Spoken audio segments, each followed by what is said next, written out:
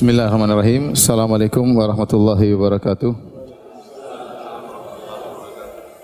Innal hamdalillah nahmaduhu wa nasta'inuhu wa nastaghfiruhu wa natubu ilaih wa na'udzu billahi min syururi anfusina wa min sayyiati a'malina. May yahdihillahu fala mudilla lahu wa may yudlil fala hadiyalah.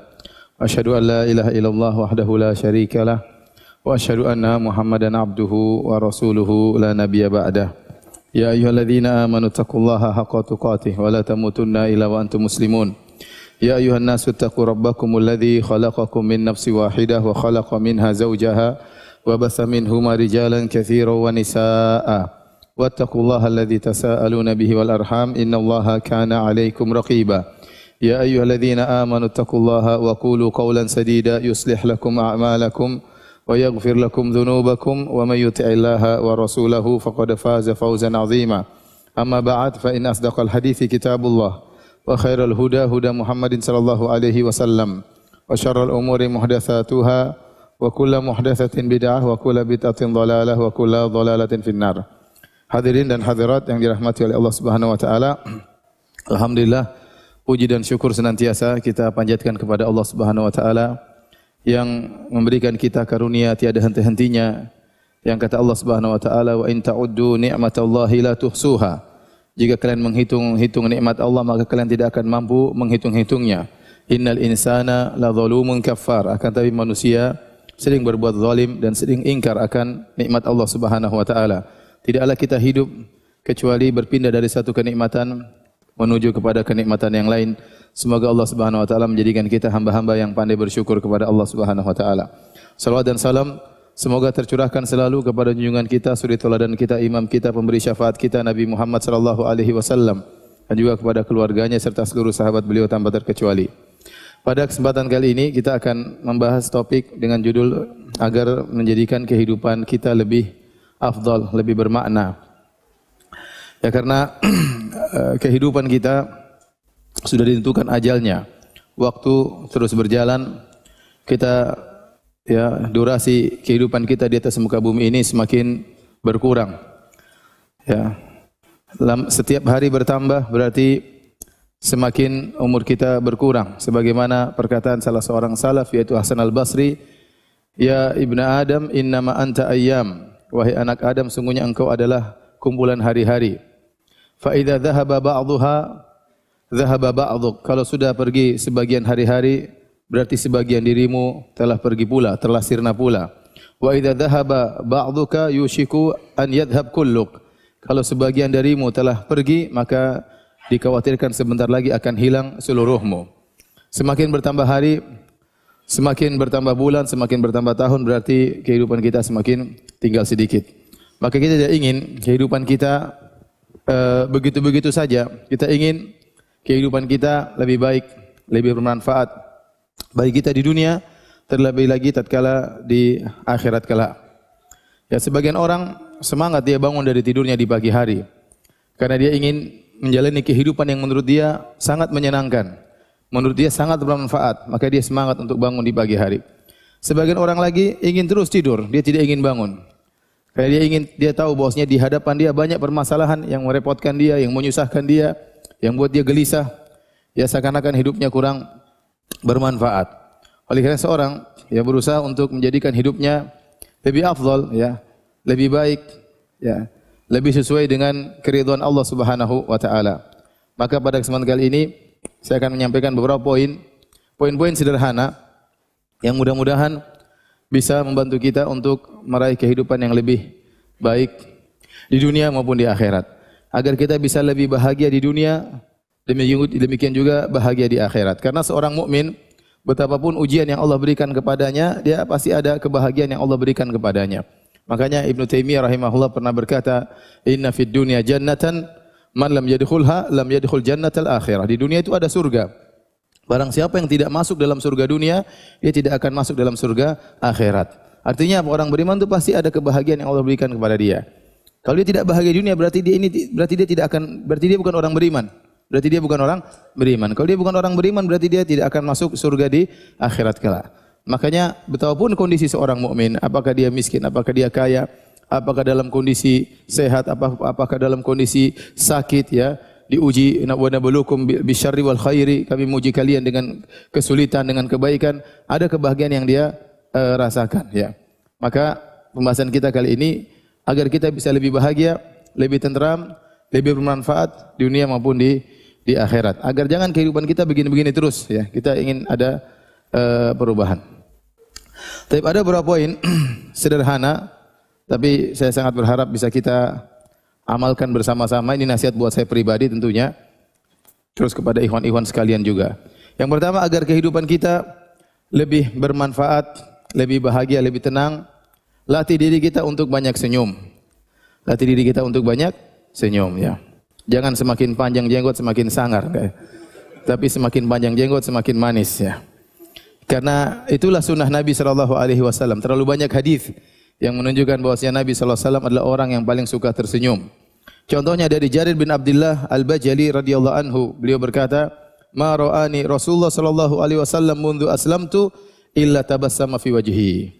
Tidaklah Rasulullah SAW melihatku sejak aku masuk Islam, kalau saya ketemu Nabi pasti begitu pas-pasan dengan papasan dengan wajah Nabi, pasti Nabi tersenyum di hadapan wajahku. Hadis riwayat Al-Imam Al-Bukhari. Menunjukkan Nabi selalu tersenyum karena ketemu pasti tersenyum. Setiap ketemu pasti tersenyum. Bukan tersenyum enggak ada orang, enggak ya? Senyum-senyum jalan enggak ada orang ya. Ini ada sesuatu. Enggak. Setiap ketemu Nabi, Nabi apa? Senyum. Berarti Nabi orangnya murah senyum. Ya. Demikian juga dari Jabir bin Samurah radhiyallahu anhu, tatkala menyebutkan tentang sifat Nabi sallallahu alaihi wasallam, kata beliau, "Kana la yadhak illa tabassuma." Rasulullah sallallahu itu ya seringnya tersenyum, ya bukan tertawa terbahak-bahak, enggak. Beliau seringnya apa? Tersenyum. Demikian Abdullah bin Harith ya radhiyallahu anhu, dia berkata, "Ma ra'aitu ahadan aktsara tabassuman min Rasulillah sallallahu alaihi wasallam." Aku tidak pernah melihat seorang yang lebih banyak senyumnya dari Nabi sallallahu alaihi wasallam. An Simak bin Harb rahimahullahu taala, beliau berkata, "Qultu li Jabir bin Samurah." Aku berkata kepada Jabir bin Samurah, "Akunta tujalisu Rasulullah sallallahu alaihi wasallam, apakah Anda dulu duduk bersama Nabi?" Sahabat ditanya. Kata sahabat ini, "Na'am katsiran." Iya, saya banyak duduk sama Nabi sallallahu alaihi wasallam. "Kana la yaqumu min musallahu alladhi yusalli fihi subha hatta tatul asyams." Kebiasaan Nabi kalau sudah selesai salat subuh, beliau tidak berdiri di tempat salatnya sampai terbit matahari. Fa idza tala'at qam. Kalau matahari sudah terbit, baru kemudian beliau berdiri meninggalkan tempat salatnya. Wa kanu yatahaddatsuna fayakhuduna fi amril jahiliyah fayathakun wa yatabassam. Dan para sahabat juga di masjid, tapi mereka ngobrol-ngobrol tentang perkara-perkara jahiliyah, mereka tertawa-tertawa ya karena ingat tentang masa lalu mereka yang menggelikan, yang lucu, tentang kesyirikan dan yang lainnya. Dan Nabi sallallahu alaihi wasallam lewat, Nabi tidak tegur, Nabi tersenyum melihat mereka.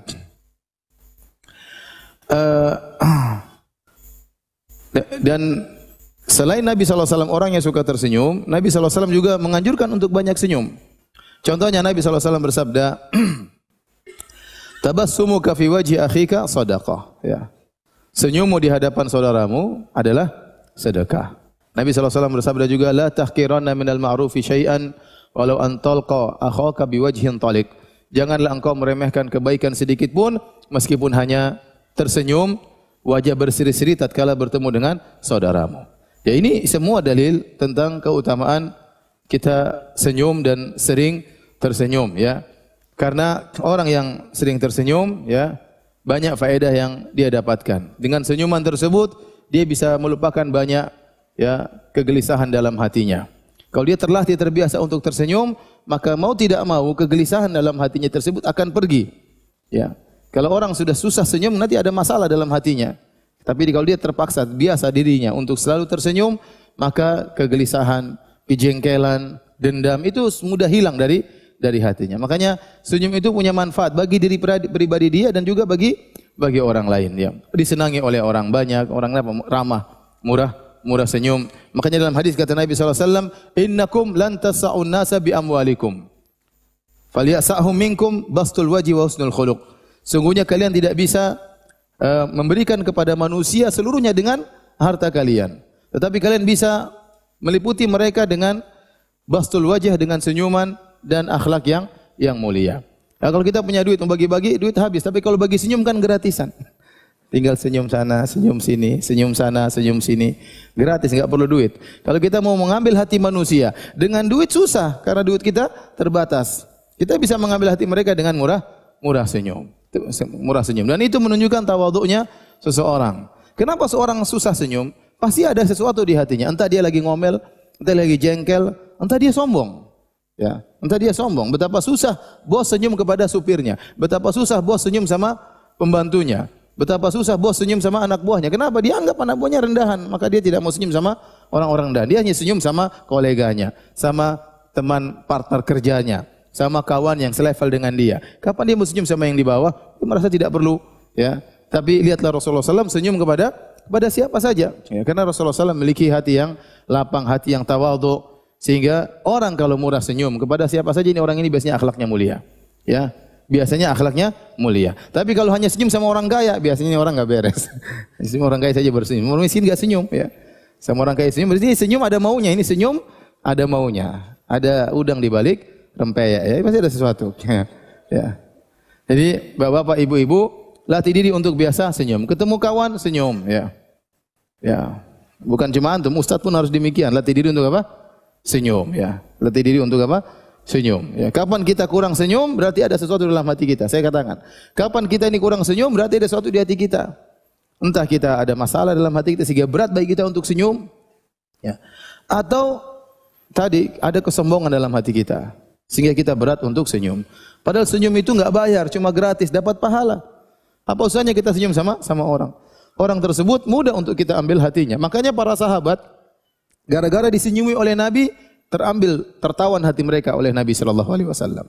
Tadi kata Jarir bin Abdullah, ya, ma ra'ani Nabi sallallahu alaihi wasallam mundu aslamtu illa tabassama ala wajhi. Tidaklah aku bertemu dengan Nabi sallallahu alaihi wasallam sejak aku masuk Islam kecuali Nabi tersenyum. Maka hatinya tertawan kepada Nabi sallallahu alaihi wasallam. Kalau kita murah senyum, ya, kepada siapa saja, maka ya artinya orang-orang akan baik dengan kita, kita pun baik sama mereka.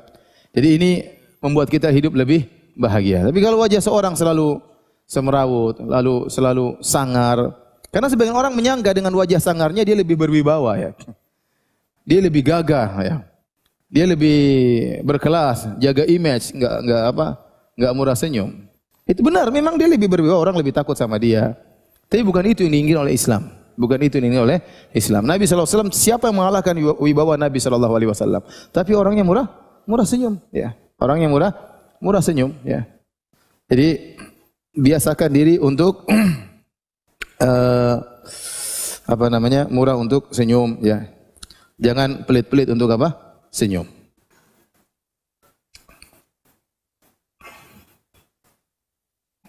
Saya punya kenalan kawan dulu di Jogja. Orang yang selalu senyum. Kalau ketemu orang, semua orang suka sama dia. Ketemu orang dia pegang tangannya, dia pijit-pijit tangannya. Semua orang digitukan sama dia. Saya pikir saya aja digituin sama orang. Semua orang senang sama dia. Kenapa? Karena orang yang tadi murah senyum. Tawadhu. Karena orang murah senyum biasanya tawadhu. Kenapa orang malas senyum? Karena ada kesombongan. Biasanya begitu. Kok enggak mau senyum? Ya, karena dia mungkin enggak nganggap kita sehingga tidak senyum sama kita. Kalau kita senyum sama orang berarti kan kita nganggap dia, kita hargai dia. Maka kita senyum. Jadi saya katakan tadi, bos susah senyum sama anak buahnya. Ya. Susah. Kenapa? Karena anak buahnya enggak dianggap. Ngapain dia senyum-senyum sama anak buahnya? Makanya kalau ada orang murah senyum, berarti biasanya orang tersebut apa? Tawadhu. Ya. Dia tahu bahwasanya orang depan dia harus dihargai. Orang depan dia juga seorang muslim yang juga salat, yang juga beribadah, yang mungkin lebih baik daripada dirinya. Ya, kenapa dia harus sombong di hadapan orang ini? Udah, kita murah senyum. Kalau kita murah senyum, maka banyak masalah di hati kita akan hilang. Ya, karena kita paksa lawan masalah kehidupan kita dengan apa? Tetap tersenyum. Ya, itu akan mengaruhi hati kita dalam menghadapi problematika kehidupan kita. Baik. Perkara berikutnya agar menjadikan kehidupan kita lebih bermakna, ya, berusaha mencari teman-teman yang baik. Tidak benar kita cari teman sebanyak-banyaknya, enggak, ya. Rasulullah SAW mengisyaratkan kita untuk milih-milih teman, ya. Almar'u ala dini khalilihi, falyanzur ahadukum man yukhalil. Seorang berdasarkan agama kawan dekatnya, maka hendaknya salah seorang melihat siapa yang menjadi kawan dekatnya, ya. Jadi tidak kita berjalan tidak kepada siapa saja, kita tidak membuka pertemanan kepada siapa saja, ya. Tatkala teman banyak, kita repot sendiri ya. Terlalu banyak teman, kita repot sendiri dan itu bukan menambah kebahagiaan, menghilangkan kebahagiaan. Benar ada kelezatan tersendiri tatkala bertemu dengan teman-teman. Namun kalau terlalu banyak, akhirnya kita repot sendiri ya. Undangan terus ke sana sini. Terus gimana memenuhinya ya? Kalau enggak temu enggak enak, akhirnya enggak enakan sama sana, enggak enakan sama sini, enggak enak, repot sendiri ya. Maka Nabi menyuruh kita untuk milih teman, tidak semua menjadi kawan dekat, teman jalan kita, teman gaul kita. Kita harus milih yang baik. Karena sebagaimana sering saya sampaikan pepatah Arab, as-sahibu sahib, bahwasanya sahabat itu akan menarik ya. Kita kalau berkawan pasti terjadi proses sinkronisasi. Entah kita akan seperti dia atau dia seperti kita. Maka kita cari teman yang bermanfaat. Teman yang bermanfaat bagi agama kita dan juga bagi dunia kita ya. Maka hindari teman-teman yang buruk. Hindari teman-teman yang buruk. Tidak ada dalil yang paling bagus dalam masalah teman yang dekat seperti dalil yang disebut oleh Ibnu Katsir rahimahullahu taala tentang Ashabul Kahfi. Ashabul Kahfi mereka orang-orang yang soleh. Kemudian mereka waktu pergi ke Goa Al-Kahf, mereka bawa anjing. Anjing tersebut ternyata disebut-sebut dalam Al-Qur'an juga. Ikut nimbrung dapat apa? Karomah. Ya. Sampai Allah sebutkan anjing beberapa kali dalam Al-Qur'an gara-gara bukan anjingnya, gara-gara apa? Ashabul Kahfi tersebut ya. Jadi berteman dengan orang baik itu manfaat. Jangankan manusia, hewan aja berteman dengan Ashabul Kahfi jadi disebut-sebut dalam Al-Qur'an. Itu aja enggak pernah disebut dalam Al-Qur'an. Ini anjing Ashabul Kahfi disebut-sebut oleh Allah dalam apa? Al-Qur'an, ya. Jadi seorang berusaha mencari teman-teman yang baik. Kalau teman-teman tersebut ternyata dengan bergaul dengan mereka menambah keimanan, maka peganglah teman-teman tersebut. Kalau ternyata bergaul dengan mereka, ngobrol dengan mereka, kita rasa iman kita kurang, ini berarti teman yang buruk. Mudah seperti itu ya. Jadi kalau kita ingin ukur ini teman kita baik atau tidak, kita cek betul iman kita. Sebelum kita ketemu dia, kemudian kita ketemu, kita ngobrol, kita tertawa-tawa, kita makan bareng, ada tambah keimanan dalam diri kita, berarti ini teman-teman yang baik. Tapi kalau kita setelah ngobrol dengan dia, duduk 1 jam, 2 jam, ternyata kita tatkala berpisah, hati kita terasa lebih keras, berarti teman yang buruk, hindari. Kenapa hati saya lebih keras? Ternyata hati mereka lebih keras, gara-gara saya bikin hati mereka keras. Ini ternyata saling memburuk di antara kita. Kita memperburuk mereka, mereka memperburuk kita. Maka hindari. Hindari teman-teman seperti ini yang kalau kita setelah berpisah, kita merasakan hati kita semakin keras. Ya, maka ini berarti teman-teman yang buruk. Ya. Dan kita bisa merasakan hal tersebut. Contoh kita duduk sama kawan-kawan. Ternyata teman-teman kita suka ghibah. Suka menceritakan kerjaannya, ceritakan kejelekan orang lain. Si fulan, si fulan, si fulan. Memang ada kelezatan yang kita rasakan tatkala ngobrol sama mereka. Kita jadi tahu urusan orang. Jadi urusan orang tuh enak ya. Ada kelezatan. Saya bilang maksiat itu lezat. Makanya kalau ada acara berita-berita tentang bongkar aib ini si fulan laporkan polisi, ini ketahuan ininya, enak kita nontonnya. Karena ghibah itu lezat, maksiat lezat. Sebagaimana zina itu lezat, ya. Sebagaimana ya minum khamar itu lezat, ghibah juga lezat. Dengar ghibah lezat. Dengerin ghibah saja apa? Lezat, apalagi yang ghibah langsung. Lezat luar biasa. Makanya orang kalau udah ghibah dia biasanya enggak berhenti. Kenapa? Ya, karena dia merasakan kelezatan. Ngobrol soal si fulan enggak berhenti. Yang dengar aja enak. Ya. Nah, kalau kita ternyata punya teman-teman yang hobinya ghibah, yang hobinya ceritakan kejelekan orang, ya, yang ngomong yang tidak ada manfaatnya, setelah kita berpisah dari mereka ternyata iman kita berkurang, sudah tinggalkan. Berarti kita salah milih kawan. Mundur, tinggalkan dia secara perlahan. Jangan kita bilang enggak enak. Karena yang menjadi korban adalah agama kita. Kalau kita enggak enak terus tetap sama dia, agama kita yang hancur. Terkikis sedikit demi sedikit gara-gara kita bergaul dengan orang-orang seperti ini. Maka tatkala kita memilih teman harus benar-benar difilter ya. Harus benar-benar difilter. Dan ini sebagaimana sabda Nabi SAW tadi, falyanzur ahadukum man yukhalil.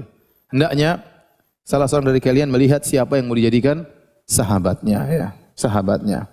Jadi Nabi SAW mengatakan mathalul jalisis salih wal jalisis su, perumpamaan teman yang baik maupun teman yang buruk, kata Nabi seperti kahamil misk, seperti wasahibil kir, seperti orang yang wanafikhil kir, seperti orang yang menjual minyak wangi dengan orang yang menggunakan alat tiup untuk besi ya, memanaskan besi. Adapun hamilul misk, penjual minyak wangi, maka mungkin dia kasih hadiah minyak wangi kepada engkau, atau kau beli dari dia, Kau beli minyak wangi pun dari dia, atau kau akan mendapati bau yang harum karena bergaul dengan dia. Cuma tiga kemungkinan. Dan tiga kemungkinan tersebut semuanya baik. Mungkin dia kasih hadiah kepada engkau minyak wangi, kemungkinan yang baik. Atau kau beli dari dia minyak wangi, pun yang kau beli minyak wangi. Yang ketiga paling tidak kau ikut kecipratan bau harumnya. Ikut mendapatkan bau wangi dari penjual minyak wangi ini. Adapun kalau sahabat yang buruk seperti nafikhil kir, seperti pandai besi, ya. Kalau enggak dia meniup api sehingga api tersebut membakar pakaianmu, au anta jida minhu rihan khabitha, atau kau akan mendapati darinya bau yang buruk. Bau yang buruk. Pasti kecipratan, enggak mungkin enggak cipratan. Ini maksudnya Nabi mengatakan pasti kamu kecipratan, pasti terkontaminasi, pasti. Pasti terjadi proses sinkronisasi, pasti, enggak mungkin enggak. Ya, enggak mungkin enggak. Maka benar kita punya kawan banyak, tapi hanya sekedar kenal. Beda kawan yang kita jadikan teman jalan, teman ngobrol, mungkin teman curhat, tukar pikiran. Nah, itu tidak boleh sembarang kita berteman. Ya, tidak boleh sembarang kita berteman. Harus milih-milih. Ini saya sampaikan kepada bapak pun ibu-ibu pun demikian. Tidak semua dijadikan kawan dekat. Tidak semua dijadikan teman ngobrol. Ya. Nah, kita harus memilih-milih, kita harus selektif. Kalau ternyata sebagian ibu-ibu ternyata setiap ketemu pasti ngomongin orang, tinggalkan. Bapak tolong masuk, biar yang di luar bisa masuk. Merapat maksudnya. Tolong merapat. Silakan yang di luar masuk. Baik, hadirin dan hadirat yang dirahmati Allah Subhanahu wa taala, kita lanjutkan. Jadi masalah teman ini sangat prinsip dalam kehidupan kita. Mempengaruhi gaya bicara kita, mempengaruhi gaya pemikiran kita, mempengaruhi tujuan hidup kita, ya. Maka jangan sampai salah milih teman. Apalagi teman kita sering ketemu. Nah, kalau waktu kita ternyata habis buat yang tidak bermanfaat, jadi hidup kita sia-sia, tidak bermakna. Tapi kalau teman tersebut mengajak pada kebaikan, ya, sehingga waktu kita terfokus pada kebaikan, kita ketemu, kita ngobrol, kita bercanda biasa, tetapi ada yang menjadi pusat sama-sama tujuan kita itu sama-sama misalnya untuk kebaikan, sama-sama untuk dakwah, sama-sama untuk belajar misalnya, maka harus selektif dalam mencari teman. Kapan ada teman yang ternyata kita bergaul dengan dia mengurangi iman kita, tinggalkan, jangan ragu-ragu. Jangan ragu-ragu demi kehidupan antum di dunia maupun di akhirat. Tapi perkara berikutnya yang ketiga, usahakan agar kau hidup tidak punya hutang, ya. Ya, kalau ingin hidup lebih bermakna, lebih bermanfaat, maka usahakan hidup tanpa hutang. Tentunya susah, ya. Kita rata-rata pasti punya hutang. Antum punya hutang, saya juga punya hutang, ya. Tapi ya tergantung tingkat hutangnya berapa, itu aja. Semakin banyak semakin bikin pusing, ya. Ya, karena memang hutang itu kalau bagi orang-orang yang zalim, mungkin dia cuek aja, dia punya hutang, dia nipu orang enggak ada masalah. Tapi bagi orang-orang yang beriman, utang itu suatu permasalahan besar. Dan harus dia permasalahkan. Karena hutang itu sangat berbahaya. Nabi pernah tidak mau menyelatkan orang gara-gara belum bayar hutang, ya. Ya. Oleh karenanya seorang berusaha kalau punya hutang segera dia cicil agar dia lepas dari kegelisahan. Dalam Sahih Al-Bukhari dari Aisyah radhiyallahu taala anha, anna Rasulullah sallallahu alaihi wasallam kana yad'u fi salat. Bahwasanya Rasulullah sallallahu berdoa dalam salatnya. Allahumma inni a'udzubika min adzabil qabr wa a'udzubika min fitnatil masiihid dajjal. Ya Allah, aku berlindung kepada Engkau dari azab kuburan. Aku berlindung kepada Engkau dari fitnah Masih Dajjal. Wa a'udzubika min fitnatil mahya wa fitnatil mamat. Aku berlindung kepada Engkau dari fitnah kehidupan dan fitnah kematian. Allahumma inni a'udzubika minal ma'tham wal maghram. Ya Allah, aku berlindung kepada Engkau dari dosa-dosa dan dari hutang. Faqala lahu qail, ada yang bertanya kepada Nabi SAW, ma aktsara ma tasta'idzu minal maghram. Ya Rasulullah, kenapa seringkali engkau berdoa berlindung daripada hutang? Jangan sampai berhutang. Faqala, maka Nabi menjelaskan, inna rajula idza gharim haddatsa fakadzaba. Sungguhnya seorang kalau sudah berhutang, maka dia berbicara dan maka dia berdosa. Wa wa'ada fa akhlafa. Dia berjanji, akhirnya dia menyelisihi. Ya. Dan ini dalil bahwasanya utang itu bisa mengantarkan orang kepada kebinasaan. Utang itu akhirnya mengantarkan orang kepada dosa-dosa besar. Idza gharim haddatsa fakadzaba. Kalau dia sudah berutang, akhirnya dia ngomong dan dia dusta. Supaya apa? Supaya bisa tidak bayar hutang. Wa ada fa akhlafa, dia janji ternyata dia menyelisihi. Minggu depan saya bayar hutang, ternyata enggak bayar. Saya lagi enggak ada uang, padahal ada uang. Misalnya. Jadi banyak dia terjerumus dalam kedustaan, dalam menyelisih janji, terjerumus dalam sifat-sifat orang munafik. Idza haddatsa kadzaba wa idza wa'ada akhlafa wa idza tumina khan. Terkumpul pada orang yang berhutang. Kalau berbicara dia dusta, ya. Kalau dia berjanji dia menyelisihi, kalau dikasih amanah dia tidak amanah, ya.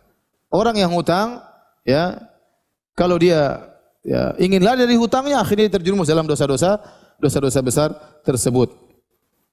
Bagaimana seorang berbanyak untuk berdoa kepada Allah Subhanahu wa taala agar terhindar dari hutang. Kalau dia punya hutang, agar segera lunas hutangnya. Maka ini saya peringatkan kepada bapak dan ibu-ibu, ya. Kebutuhan kita banyak, namun harus kita prioritaskan mana yang lebih utama. Jangan kita terlalu berangan-angan, bermimpi-mimpi, ingin sesuatu yang mewah, sementara kemampuan kita tidak ada. Akhirnya kita hutang. Kalau kita sudah hutang, ya, kita jadi hidup gelisah. Kalau kita beriman, ada orang tidak beriman, dia cuek saja. Ada sepasang suami istri, suaminya soleh, istrinya enggak soleh. Suaminya mikir hutang banyak, istrinya santai saja. Mas, utang lagi mas. Utang lagi buat apa? Beli mobil lagi. Kita butuh mobil lagi. Mobil pertama enggak, masih butuh lagi, enggak apa-apa. Utang aja. Tawakal sama Allah, insya Allah bisa lunas. Yang gelisah suaminya. Karena yang ditagih suaminya. Kalau orang soleh, wanita soleha pasti pusing mikir hutang. Bagaimana kalau dia meninggal dia punya hutang?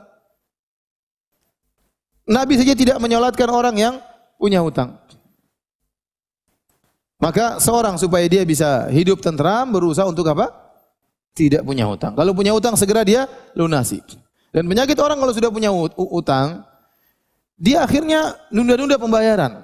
Dia sebenarnya mampu bayar, dia tidak bayar. Dan ini berbahaya seperti ini. Dan Nabi mengatakan, matalul ghani zulmun. Orang-orang yang mampu untuk bayar hutang, kemudian dia tunda-tunda, dia berbuat zalim. Sejauh mana, selama itu dia nunda-nunda bayar hutang, dia zalim terus. Kalau sudah jatuh tempo, dia harus bayar. Sementara syaitan datang, ingin dia punya uang, ada uang di tangan, dia gatal ingin beli-beli barang yang baru. Dia tidak bayar hutang. Ini hukumnya haram. Dan akhirnya apa? Dia tidak tahu balas budi. Ya akhir sekarang, zaman sekarang, ya, siapa yang meminjamkan uang sama kita kecuali orang yang baik? Ya.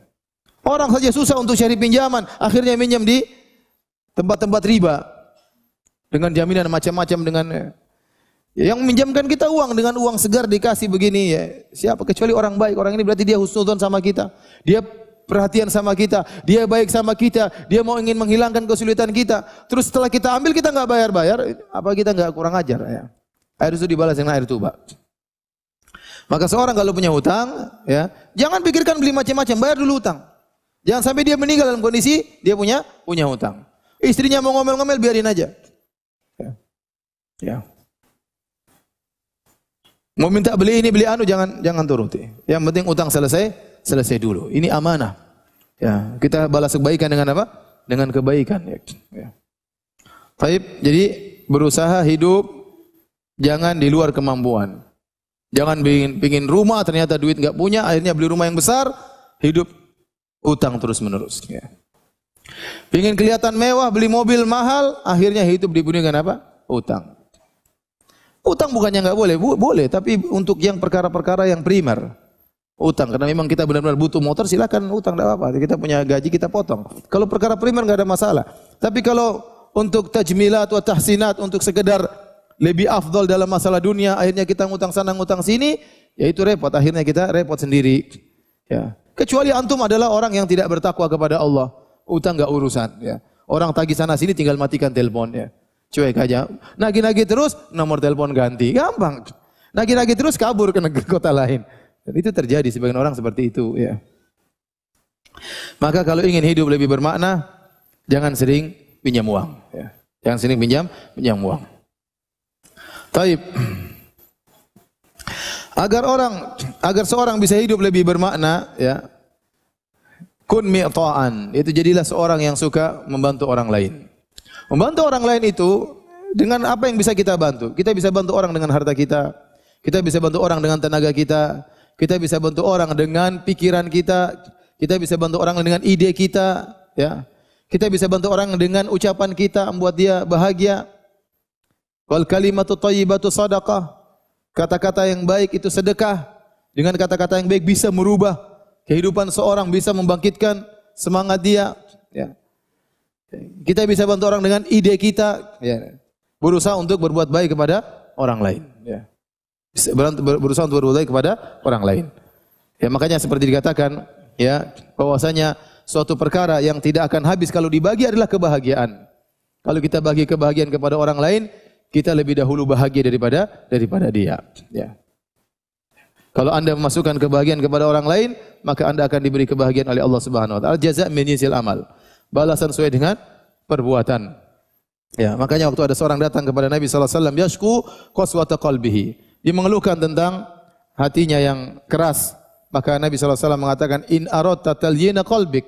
Kalau kau ingin melembutkan hatimu, ya, maka kata Nabi sallallahu alaihi wasallam, fa'at'imil miskin, berilah makan kepada orang miskin, wamsah ra'sal yatim, dan usaplah kepala anak yatim. Artinya berbuat baik kepada orang lain. Ya. Teman-teman sebagian semangat pergi ke tempat-tempat orang-orang pengungsian, orang-orang yang terkena musibah. Mereka bolak-balik. Saya lihat ketemu mereka, Masya Allah, mereka ada kebahagiaan. Sampai mereka juga hidup susah bersama mereka, salurkan sumbangan. Kenapa mereka betah? Karena mereka lebih bahagia daripada orang-orang yang menerima, ya, bantuan tersebut. Allah kasih kebahagiaan kepada mereka. Allah beri kelezatan kepada mereka. Kenapa? Karena mereka sudah berusaha untuk membahagiakan orang lain. Tidak mungkin orang seperti ini dibiarkan oleh Allah Subhanahu wa taala. Anda sudah berusaha membahagiakan orang lain, Anda pasti dikasih kebahagiaan oleh Allah Subhanahu wa taala. Ya. Kapan saya ketemu dengan teman-teman dari Lombok? Gimana di Lombok, apa yang dibutuhkan? Ustaz, kalau kawan-kawan ke Lombok, jangan lupa bawa pakaian dalam. Karena ibu-ibu di sana sangat butuh dengan apa? Pakaian dalam. Oh, kalau ada yang bawa pakaian dalam, kadang-kadang langsung dipeluk sama ibu-ibu sama nenek-nenek. lebih berharga dari emas dan perak. Akhirnya saya kasih tahu kawan-kawan, yang mau ke sana bawa pakaian dalam. Ternyata benar, waktu dibawa bantuan ke sana, teriak ibu dari kita dengar dari ada pakaian dalam. Oh benar ini. Siap-siap dipeluk sama ibu-ibu, nenek-nenek. Jadi benar-benar artinya ada kebahagiaan tersendiri yang kita rasakan. Hanya sekedar bagi apa? Pakaian dalam. Tapi kita melihat mereka bahagia, melihat mereka itu ada kebahagiaan yang Allah berikan kepada kita. Oleh karenanya, seperti saya katakan, kebahagiaan yang kita kalau bagi tidak berkurang bahkan bertambah. Sesuatu yang kita bagi tidak berkurang bertambah adalah kebahagiaan. Bagi kebahagiaan sama orang lain. Ya. Wamsah ra'sal yatim. Ketemu anak yatim kita usap kepalanya. Terenungkan bagaimana anak ini susah, merindukan, ya, sentuhan kedua orang tua. Dan tidak punya kedua orang tua. Kita sentuh kepalanya, ya, menyenangkan hatinya, ya. Tapi jangan usap-usap saja, kasih duit juga, ya. Om usap-usap dari tadi. Duitnya mana, Om? Dalam hadis cuma usap-usap. Jadi harus punya proyek hidup bantu orang lain. Antum harus punya proyek hidup, bantu, ya. Jadi kalau antum punya uang, bantu dengan uang. Kalau enggak punya uang, bantu dengan tenaga, ya. Ada tetangga perlu kesempatan bagi saya untuk membantu dia. Karena saya membahagiakan dia dan saya pasti akan dibahagiakan oleh Allah. Pasti itu, sudah pasti. Sudah pasti. Al jazaa' min jinsil amal. Balasan sesuai dengan perbuatan. Ya. Coba contoh nyata yang kita tahu di hadapan di masa kita, seperti Al Ustaz Abu Sa'ad rahimahullahu taala. Kemana-mana ada musibah dia paling depan. Dia paling depan. Dia merasa bahagia. Ya. Saya bayangkan dia pergi ke sana, pergi ke sini, capeknya kayak apa. Tapi dia tidak pernah merasa capek. Kenapa demikian? Ada kebahagiaan yang Allah berikan kepada dia yang tidak bisa dia ungkapkan dengan kata-kata. Yang kita tidak merasakan kebahagiaan tersebut, tapi dia rasakan. Makanya dia semangat ke sana, ke sini, ke sana, ke sini, ke sana, ke sini. Tidak berhenti-berhenti. Ya. Kenapa? Karena dia merasa ada kebahagiaan. Kita heran, tapi sebenarnya itu tidak mengherankan. Karena dia merasa bahagia. Dia merasa bahagia. Ya. Ya. Dan semua apa hal saja yang Anda berikan kepada orang dengan niat karena Allah Subhanahu Wa Taala, Anda akan diberi kebahagiaan. Apapun. Contoh seorang beri nasihat kepada orang lain. Mungkin dia letih, tapi dia beri nasihat kepada orang lain. Orang lain jadi senang. Dia pun senang, dia pun bahagia. Dia pun bahagia. Jadi jangan lupa untuk menjadi orang yang dermawan, ya. Dermawan. Dermawan dengan harta kalau bisa. Dermawan dengan tenaga, dermawan dengan pikiran, dermawan dengan kata-kata, ya.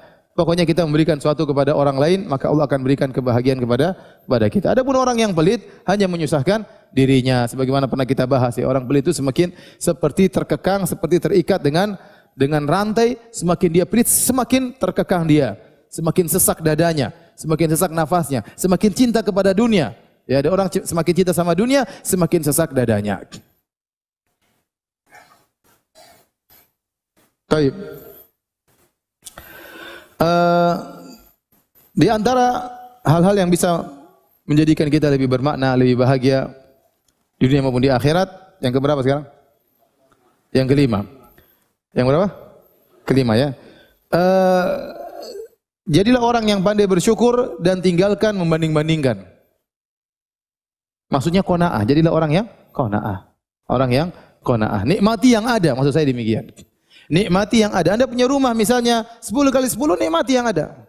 Anda punya rumah kebetulan 6 kali 4, nikmati yang ada. Udah ini yang ada, Allah berikan, nikmati yang ada. Ya. Jangan suka banding-bandingkan. Kalau kita banding-bandingkan, kita tidak akan pernah bahagia. Dalam hal apapun, kita bandingkan diri kita dengan orang lain, kita enggak pernah bahagia. Bandingkan dengan orang lain. Ibu-ibu misalnya duduk, dia sudah cantik padahal. Tahu-tahu lihat ada ibu-ibu yang lebih kurus, lebih cantik, lebih anggun, langsung sedih dia. Kenapa? Dia bandingkan dirinya dengan orang tersebut. Ya ngapain nanti bandingkan sama orang lebih cantik? Ngapain? Bersyukur, lihat ke bawah masih banyak yang lebih buruk daripada antik. Jadi jangan banding-bandingkan, sudah bandingkan, bikin sedih hati ya. Nikmati yang ada. Anda punya rumah seperti itu, Anda punya anak-anak begini, punya suami, nikmati yang ada sambil mengadakan perbaikan ya. Tapi enjoy dengan apa yang Anda miliki. Itu namanya dengan qanaah. Hidup, gaya hidup tidak dibuat-buat. Ya, keluar daripada kemampuan seseorang ya. Ya. Kalau kita banding-bandingkan, kita yang susah sendiri.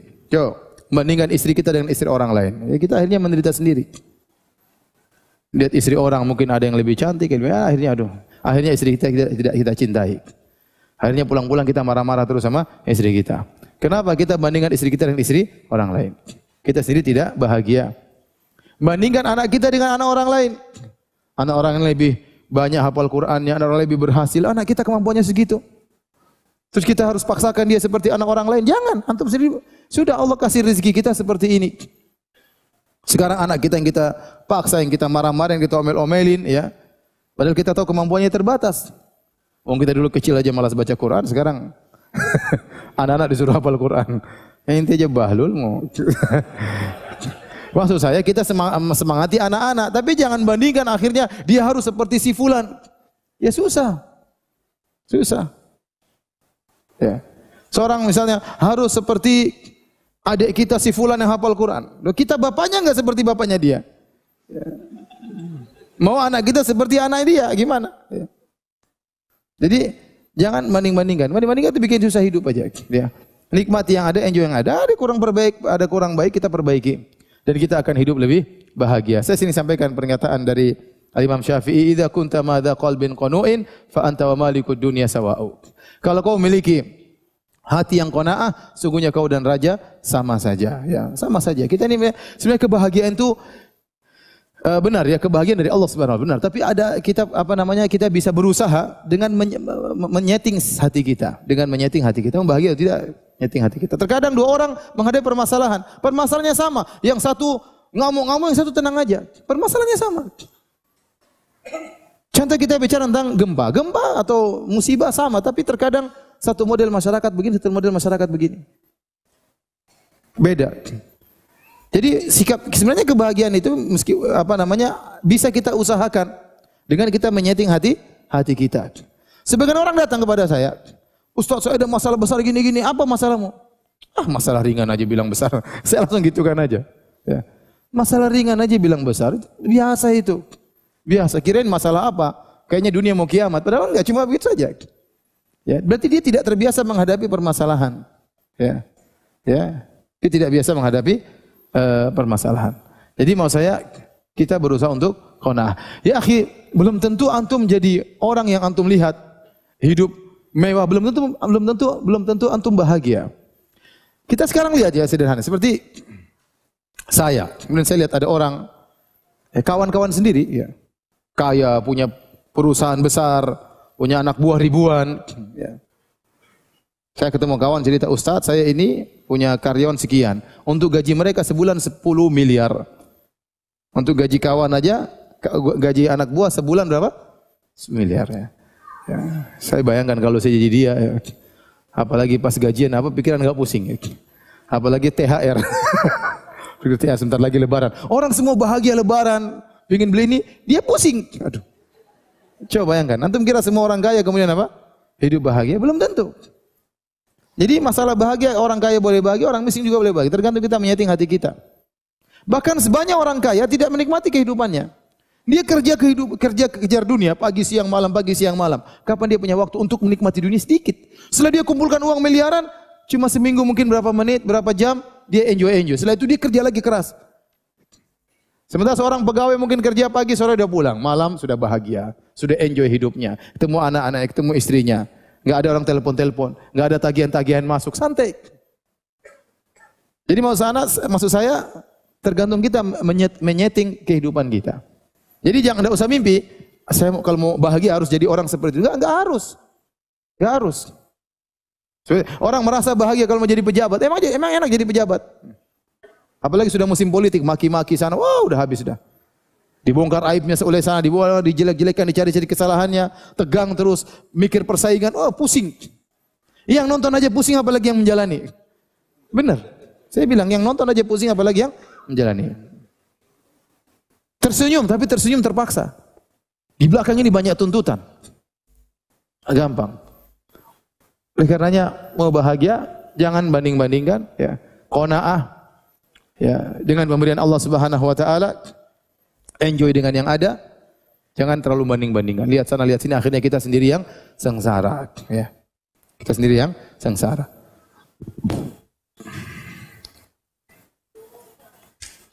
Baik. Di antara hal yang bisa menjadikan hidup kita istimewa, kuatkan hubungan kita dengan Allah Subhanahu Wa Taala. Ini harusnya yang pertama. Ya. Ini harusnya yang pertama. Kuatkan hubungan kita dengan Allah Subhanahu Wa Taala. Biasakan kita berkhulwat bersama Allah Subhanahu Wa Taala. Ya, makanya ada ibadah-ibadah yang disyariatkan, di situ kita berkhulwat dengan Allah. Kita bahagia dengan bertemu dengan keluarga.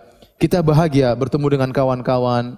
Tapi harus ada kebahagiaan kita tatkala kita sendiri. Ciptakan kebahagiaan kita tatkala kita bersendirian bersama Allah Subhanahu Wa Taala. Di antara ibadah-ibadah tersebut misalnya salat malam. Kata Nabi sallallahu alaihi wasallam, "Shallu bil lail wan nasu niyam tadkhulul jannata bisalam."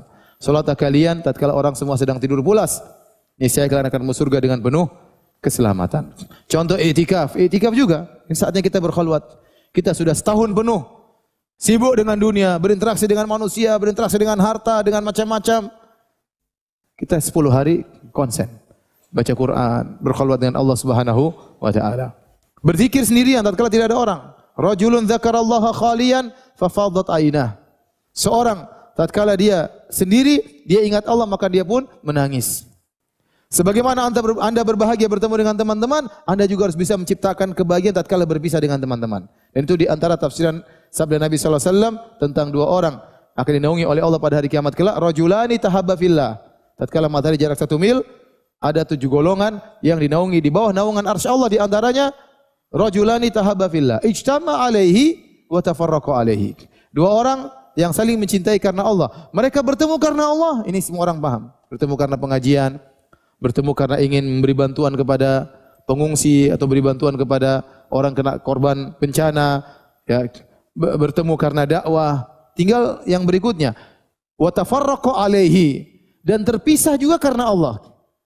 Apa maksudnya terpisah karena Allah? Ada beberapa tafsiran. Di antaranya Anda terpaksa meninggalkan kawan karena Anda harus berkhulwat dengan Allah Subhanahu Wa Taala. Saatnya kita sendiri-sendiri beribadah. Kalau kita ngobrol terus, kapan ente baca Quran? Kapan saya baca Quran? Kalau kita ngobrol terus, kapan ente sholat malam? Kapan saya sholat malam? Kita ngobrol sama kawan-kawan di malam hari, kita ketawa-ketawa, kita senang. Saatnya kita bilang, saya mau pulang. Kenapa? Kalau saya ngobrol terus, saya tidak bisa bangun malam. Itu di antara tafsiran wa tafarraqa alaihi. Dia berpisah dari temannya karena Allah. Tatkala dia bertemu dengan temannya, dia bahagia. Tatkala dia berpisah juga dia bahagia karena dia harus konsen untuk bisa beribadah berdua-duaan dengan Allah Subhanahu Wa Taala. Nah, Anda harus menimbulkan kelezatan dalam hidup Anda seperti ini. Ada saatnya Anda berdua-duaan dengan Allah, tidak ada anak-anak, tidak ada orang tua, tidak ada istri, tidak ada kawan-kawan. Salat malamlah Anda. baca Quran sendirian, di pojokan sana baca Quran, berzikir kepada Allah, ingat keagungan Allah, ingat dosa-dosa, ya. Saatnya kita i'tikaf, ya. Ada saatnya kita seperti itu. Ya. Nah, kalau Anda bisa menciptakan ini, Anda akan bahagia. Anda akan bahagia di dunia apalagi di akhirat. Makanya Ibnu Rajab Al-Hambali mengatakan, seorang harus berusaha menciptakan hal ini. Kenapa? Karena waktu dia bersendirian itu lebih banyak di alam barzakh daripada waktu dia masih hidup.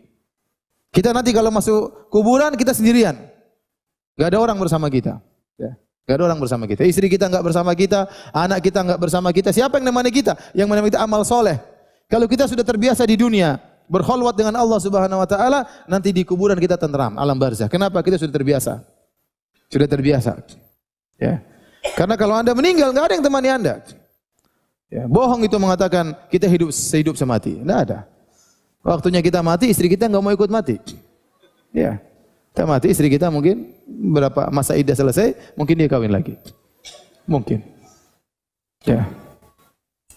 Sama kalau perempuan yang meninggal, suaminya enggak mau dikuburkan bareng-bareng. Ya, begitu suaminya meninggal, istrinya meninggal, langsung dia kawin besoknya. Jangankan meninggal, sebelum meninggal sudah pikir mau kawin lagi. Apalagi sudah meninggal. Nah, kalau seorang wanita tidak terbiasa untuk berkholwat bersama Allah, terus dia siapa yang nemani di kuburannya? Siapa yang nemani? Maka kalau Anda ingin kehidupan Anda lebih afdal, harus ada waktu Anda berkholwat dengan Allah Subhanahu wa taala. Ini bisa dilakukan tiap hari. Dia baca Quran di ujung, baca Quran tatkala ada orang tapi Anda seakan-akan sendirian. Makanya di antara tafsiran hadis Nabi sallallahu alaihi wasallam, rajulun dzakarallaha khaliyan fa fadat ainah. Seorang tatkala sendirian, dia ingat Allah, tidak ada orang lain, maka dia pun menangis. Di antara tafsiran kata para ulama, meskipun dia banyak orang, namun seakan-akan dia sendirian. Dia bisa konsen, bisa connect, seakan-akan dia berduaan dengan siapa? Allah Subhanahu wa taala. Contoh dia di pesawat, sebelah tempat duduk dia cewek-cewek, pramugari lewat, dia cuek aja baca Quran, seakan-akan dia sedang connect dengan Allah Subhanahu wa taala. Baca Quran di pesawat. Di ruang tunggu dia baca Quran, dia baca buku agama, dia enjoy sendiri. Meskipun banyak orang, tidak perlu dengan orang, yang penting dia beribadah. Nah, kalau Anda bisa ciptakan itu, maka itu baik bagi kehidupan Anda di dunia maupun di alam barzakh maupun di akhirat. Dan itu sangat penting. Apalagi salat malam. Sampai surat Al-Muzammil, ya ayyuhal muzammil, qumil laila illa qalila, nisfahu in qusmin qalila, aw zid ali wartil qur'ana tartila. Wahai yang berselimut, bangunlah salat malam. Ini salat malam. Sampai disebut oleh sebagian ulama, surat tersebut dinamakan dengan zadud da'iyah, bekal seorang dai. Bahwasanya seorang dai itu malamnya harus salat. Karena keesokan hari dia akan berhadapan dengan banyak permasalahan. Ingin agar orang dapat hidayah, membantah syubhat, mengingatkan orang dari kemungkaran. Ya, dia sendiri butuh iman. Kalau dia baterainya enggak di-charger di malam hari, susah dia untuk memiliki energi untuk menghadapi itu semua. Maka seorang dai dia harus punya bekal di malam hari dengan salat malam dekat kepada Allah Subhanahu wa taala, sehingga dia imannya full, sehingga tatkala dia pagi hari dia berdakwah menjalankan tugasnya, beban begitu lebih ringan, ya, dengan imannya telah di-charger. Demikian juga yang lainnya. Ya, kita di dunia ini banyak sekali ya cobaan, banyak sekali maksiat, banyak sekali rintangan, godaan. Maka seorang berusaha untuk membiasakan dirinya berkholwat dengan Allah Subhanahu wa taala. Kemudian yang berikutnya, di antara hal agar menjadikan kehidupan kita ini lebih bahagia, harus ada jadwal untuk olahraga, ya. Ya. Harus ada jadwal untuk apa? Olahraga. Olahraga itu, badan sehat itu mempengaruhi kebahagiaan. Orang kalau sakit-sakit pun, kalau imannya lemah dia tidak bahagia, susah bahagia. Kalau orang badan sehat dia lebih apa? Lebih bahagia. Pengajian lebih giat, nyatat pengajian lebih giat. Tapi kalau kena gula kan mencatat ngantuk. Mencatat pengajian ngantuk. Salat malam sedikit sudah capek, ya. Kenapa? Badan tidak sehat. Ya, maka harus ada waktu yang kita gunakan untuk olahraga, ya. Tergantung dengan kesibukan kita masing-masing. Harus ada waktu. Entah jalan pagi, entah lari pagi, ya, masing-masingnya. Entah main apakah, main basket atau main bulu tangkis. Yang penting ada olahraga. Dan sehatnya badan itu menambah kebahagiaan. Makanya Rasulullah SAW menyebutkan nikmat sehat. Kata Nabi SAW, man asbaha aminan fi sirbihi, mu'afan fi jasadihi, walahu qutu yaumihi, ya faka'annama hizat lahu dunya. Kata Nabi SAW, barang siapa yang pagi hari aman di rumahnya, sehat badannya, dan dia punya makanan, maka dia akan seakan-akan dunia telah didatangkan baginya. Maka jangan lupa di tengah kesibukan kita sisihkan waktu untuk apa? Untuk olahraga ya. Untuk olahraga ya. Ya biar makan kita bisa stabil ya. Biar kita bisa belajar bisa stabil. Biar kita bisa beraktivitas bisa stabil ya. Kita bisa menjalani kehidupan dengan lebih segar. Siapapun Anda, apakah Anda bos, apakah Anda dai, apakah Anda pegawai, pokoknya ada olahraga untuk membuat badan menjadi lebih enak ya.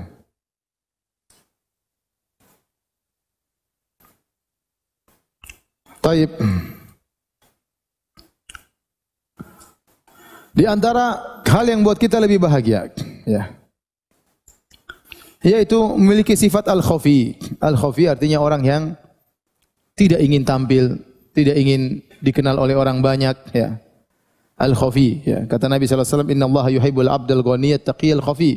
Sungguhnya Allah mencintai seorang hamba yang bertakwa, yang merasa cukup, dan al-khafi, al-khafi itu orang yang sembunyi. Maksudnya sembunyi apa? Dia tidak ingin tampil. Dia ingin tampil ya. Sehingga dia urusannya yang penting kalau bisa tidak tampil depan banyak orang, itu lebih baik dia lakukan.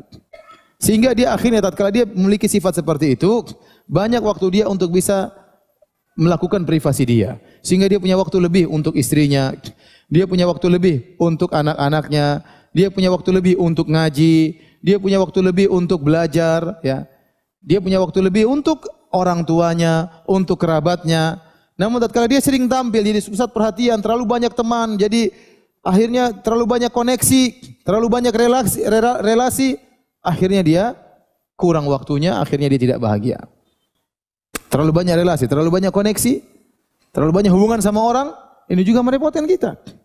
Ya, merepotkan kita. Makanya sering katakan, apakah enak jadi orang terkenal? Enggak enak. Enggak enak. Ada seorang ya, terkenal ya, cerita asistennya, Ustaz si fulan itu kalau pergi ke mall, dia punya waktu cuma sama istrinya 10 menit. Setelah itu pasti dikerubung orang. Baru masuk mall sebentar, mungkin belum sampai 10 menit sudah orang datang. Minta foto lah, minta inilah, minta anulah, minta inilah. Dengan berbagai macam orang. Menyusahkan dirinya sendiri. Jalan kemana-mana, was-was karena akan dilihat orang. Saking sering terkenalnya, sering orang melihat dia, sehingga terkadang sendiri pun dia merasa dilihat oleh orang lain. Apa enak hidup seperti ini? Dulu Ibnu Mas'ud radhiyallahu taala anhu, kalau dia jalan orang-orang ikuti, dia berhenti. Kalian ada apa? Ada keperluan? Ada keperluan dia tangani. Kalau enggak ada insorifu, pergi. Jadi enggak senang jalan diikuti oleh banyak orang. Kenapa? Kalau kita terlalu jadi pusat perhatian, akhirnya privasi kita terganggu. Makanya Nabi SAW melarang hal-hal yang menimbulkan syuhrah, menimbulkan ketenaran. Baju tidak boleh yang tampil beda. Mobil tidak boleh yang tampil beda. Motor tidak boleh yang tampil beda. Jadi pusat perhatian. Karena ini hubus syuhrah, ini penyakit. Ingin tampil beda, ingin jadi pusat perhatian. Itu tidak disukai dalam syariat. Ya, kalau orang punya mobil sangat mewah, ya, pintu cuma 2, ya, bahkan pintu cuma 1 lagi. Satunya loncat mungkin. Bisa kebuka sendiri. Ya, kemudian orang lihat semua. Apalagi jalan di kampung, semua orang lihat. Ya. Orang lihat atau tidak? Lihat ya. Tidak usah mobil seperti itu. Mobil yang bisa kebuka ke atasnya saja. Ente di kampung semua orang lihat atau tidak? Orang lihat. Kalau di kota orang bilang udik ya. Tapi kalau di kampung, semua orang apa enaknya seperti itu? Terus apa? Ya ada kelezatan jadi pusat perhatian, tapi itu dalam Islam tidak disukai. Itu akan mengurangi kebahagiaan kita. Karena kita akhirnya mulai mencari pujian manusia. Mulai hati kita yang tadinya untuk Allah kita sisihkan sebagiannya untuk manusia. Mulailah kita sibuk mencari komentar manusia. Mulailah privasi kita semakin berkurang. Mulailah waktu kita terhadap istri semakin berkurang. Maka agar antum bisa lebih berbahagia, jadilah hamba yang al-khafi. Yang tidak selalu suka tampil. Bikin pengajian pun tidak harus dia yang tampil. Jadi donatur tidak harus sebut namanya. Ya, kalau dai ya terpaksa maju depan ya. Kalau saya tidak tampil terus gimana? Siapa yang ceramah?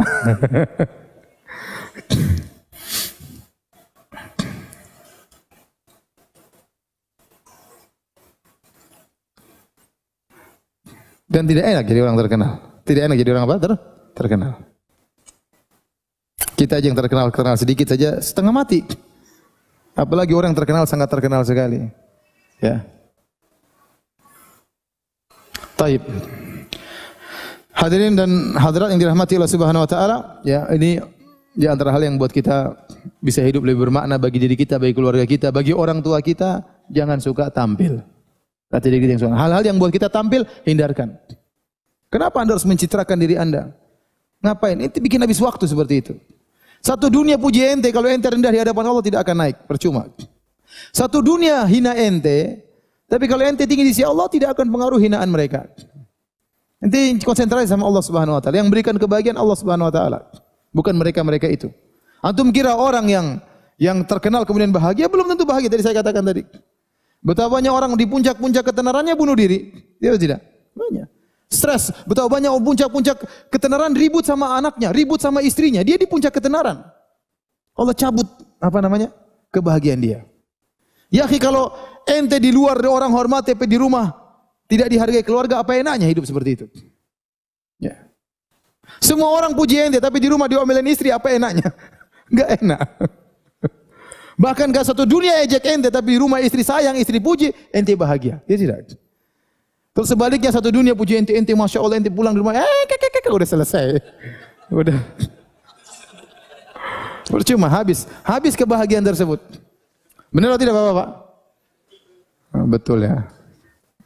Makanya tatkala Anda akhirnya ingin tenar, waktu Anda habis, tidak sempat untuk ngurus anak istri, begitulah akibatnya.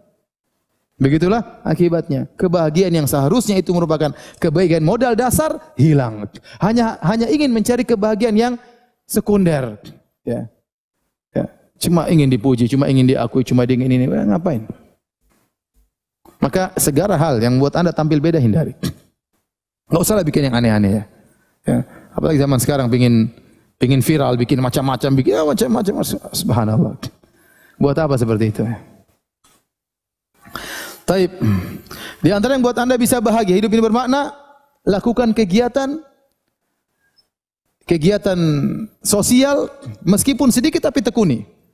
Meskipun sedikit tapi tekuni. Contoh, Anda punya perhatian sama anak yatim, meskipun satu orang tapi tekuni dia. Apa keperluannya? Perhatikan dia, belajarnya. Kalau kita tekuni satu akan ada keberhasilan. Kalau kita berhasil itu ada kebahagiaan bagi kita. Daripada orang yang punya banyak cita-cita namun tidak ada yang jalan. Jadi harus punya amal soleh meskipun kecil tapi tekuni. Anda punya pengajian, udah bikin pengajian di kompleks, di kampung, bikin. Meskipun yang ada sedikit, yang penting tekuni. Inilah model Anda ketemu dengan Allah Subhanahu wa taala. Allah pasti beri kebahagiaan pada diri Anda. Meskipun jangan langsung bercita-cita punya pengajian yang banyak tapi yang satu tidak Anda tekuni. Tekuni satu, jalani ya. Jalani. Anda pokoknya apa saja kegiatan sosial, meskipun enggak banyak-banyak, meskipun sedikit tapi ditekuni. Ya.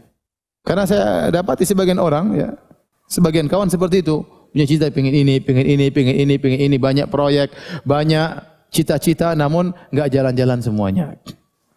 Kenapa? Karena dia tidak konsen pada salah satunya. Akhirnya bukan kebahagiaan yang dia dapat, tapi tasyattut, pikirannya kacau balau. Bahkan kekecewaan yang dia dapat, ini tidak jalan, itu tidak jalan, ini tidak jalan, akhirnya dia kecewa. Tapi kalau dia konsen satu tapi berhasil lebih baik. Yang penting ada kegiatan ya. Masing-masing kita bisa mengukur dirinya. Kalau dia punya kemampuan lebih, silakan dia perluas proyek agamanya, proyek akhiratnya. Semakin punya kelebihan kemampuan lagi, silakan luaskan lagi proyek akhiratnya. Dia bisa buat kerja sama orang, lakukan. Sehingga proyek akhirat dia semakin banyak. Tapi kalau tidak mampu, ya, maka lakukan yang dia mampu. Dan saya harap antum semua ada punya proyek akhirat. Ya, apa saja, meskipun kecil-kecil. Entah antum bantu buat pengajian, entah antum bangun anak yatim, entah antum punya proyek bangun sumur bor di suatu kampung supaya keluar air dan itu amal jariah, ya. Atau kumpulkan kawan-kawan, saya ingin punya masjid di kampung, antum mungkin punya sumbangan sedikit, selainnya antum minta kepada kawan-kawan proyek bagaimana bisa bangun masjid di kampung. Pokoknya ada suatu proyek akhirat yang antum bisa lakukan. Kalau antum niat antum tulus, akan besar di sisi Allah Subhanahu wa taala. Kata seorang salaf, rubba amalin saghirin tu'azzimuhun niyyah. Betapa banyak amal yang sedikit jadi besar di sisi Allah karena apa? Karena niat yang tulus. Wa rubba amalin kabir, dan betapa banyak amal yang besar tusaghiruhun niyyah. Jadi kecil karena niatnya enggak beres. Yang penting antum punya kegiatan akhirat. Harus ada kegiatan entah apa saja. Nanti ibu-ibu juga bisa bikin. Pokoknya punya kegiatan akhirat yang kita tekuni, kita konsentrasi di situ. Inilah harapan kita bertemu dengan Allah. Saya punya kegiatan ini Allah. Yang saya sibukin setiap hari ini saya pikirkan ini. Ada orang-orang bikin sekolah, dia sibuk konsentrasi sekolah. Bagaimana bisa menciptakan? Dia habis waktunya, tidak apa-apa. Ini kegiatan dia yang sehari-hari dia terjebak dalam kegiatan akhirat seperti ini. Ini mendatangkan kebahagiaan. Ini mendatangkan apa? Kebahagiaan. Taib. Kemudian di antara hal yang menambah kebahagiaan, jangan suka menghukumi orang lain. Tinggalkan kebiasaan menghukumi orang lain. Oh, si fulan tuh begini, si fulan enggak usah. Antum tidak ditugaskan oleh Allah untuk apa? Menghukum orang lain. Antum tahu buruk ya sudah tinggalkan. Tidak harus antum bilang oh dia tuh begini. Tidak perlu. Ustaz saja tidak harus begitu. Ustaz hanya boleh begitu kalau ada benar-benar darurat. Baru dia harus jelaskan. Kalau enggak usah. Ya, tidak usah. Nah, kalau kita sibuk menghukumi orang lain, kita lupa dengan kesalahan-kesalahan kita. Sibuk, oh si fulan begini, si fulan begini, si fulan begini. Akhirnya banyak kesalahan yang ada pada diri kita, tidak kita sadari. Ya. Ngapain kita terlalu sibukkan dengan urusan orang lain? Ya. Jadi jangan terlalu sibuk menghukumi orang lain. Ketemu ibu-ibu, oh ibu itu begini, udah ente nggak usah hukum, diam aja. Nggak usah kasih tahu orang, nanti orang tahu sendiri. Jadi tahu ibu ini gini, ngapain hukum orang lain sudah? Belum tentu kita lebih baik daripada dia. Gak usah sibuk ngurusi, gak usah sibuk menghukumi orang lain. Hukumi diri kita ini seperti apa? Masih banyak kekurangan harus kita perbaiki. Kita sholat masih nggak beres, baca Quran masih malas, hafalan nggak nambah-nambah, bahkan berkurang-kurang. Ya.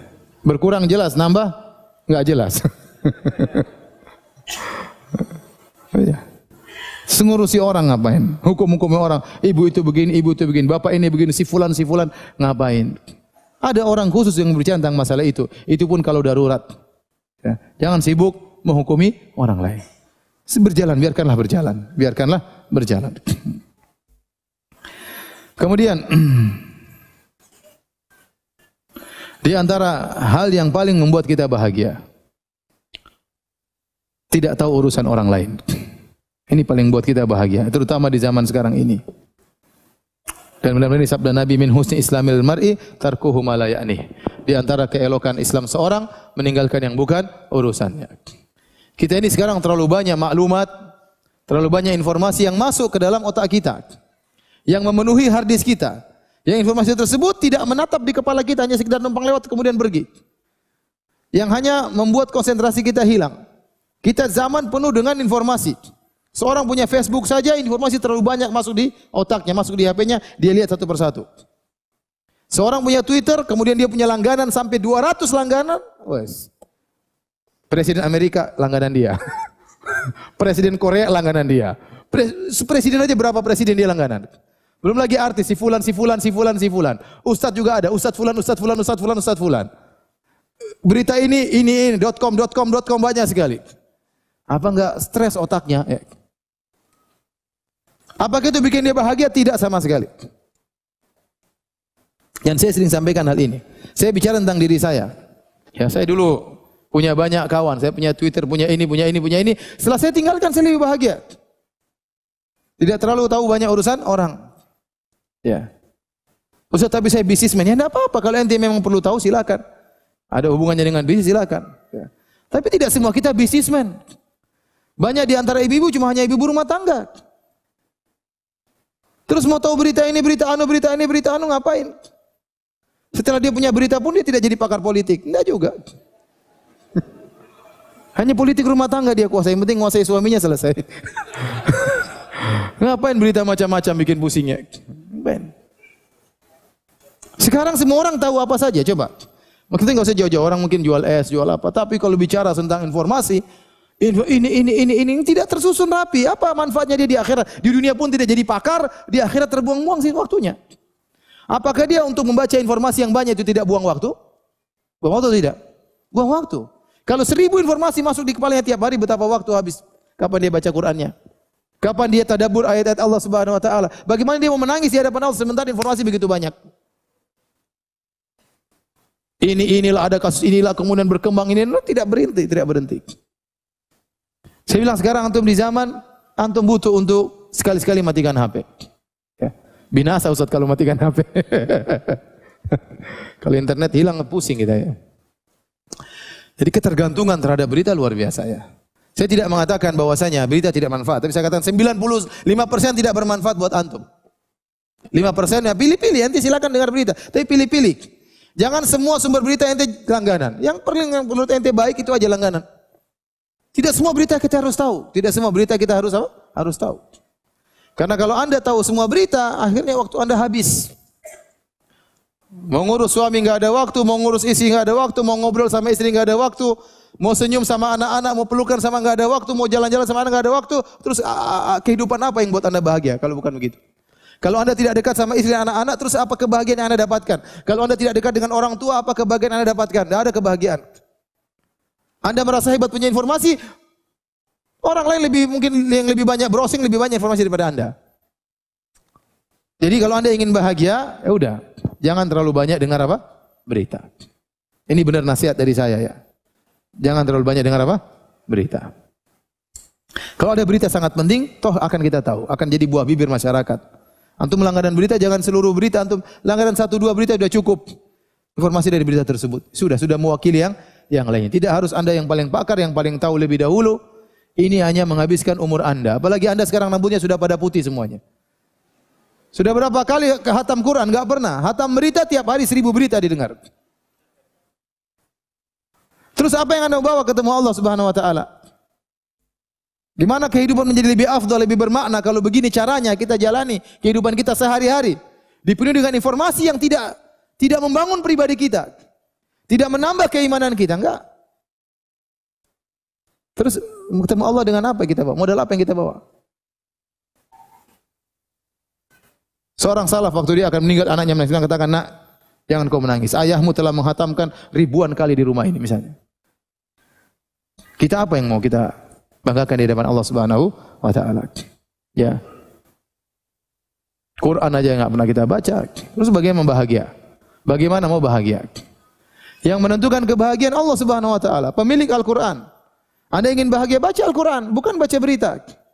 Saya ulangi lagi, bukan berarti saya katakan berita tidak bermanfaat, tapi sedikit. Oleh karenanya filter berita yang masuk sehingga kita punya waktu lebih untuk menciptakan kebahagiaan kita. Mengetahui terlalu banyak urusan orang lain itu hanya membuat gelisah hati kita. Hanya kita jengkel kan? Kurang ajar tuh orang. Ya ada. Ente ngomel sama dia, omelan ente tidak sampai sama dia juga.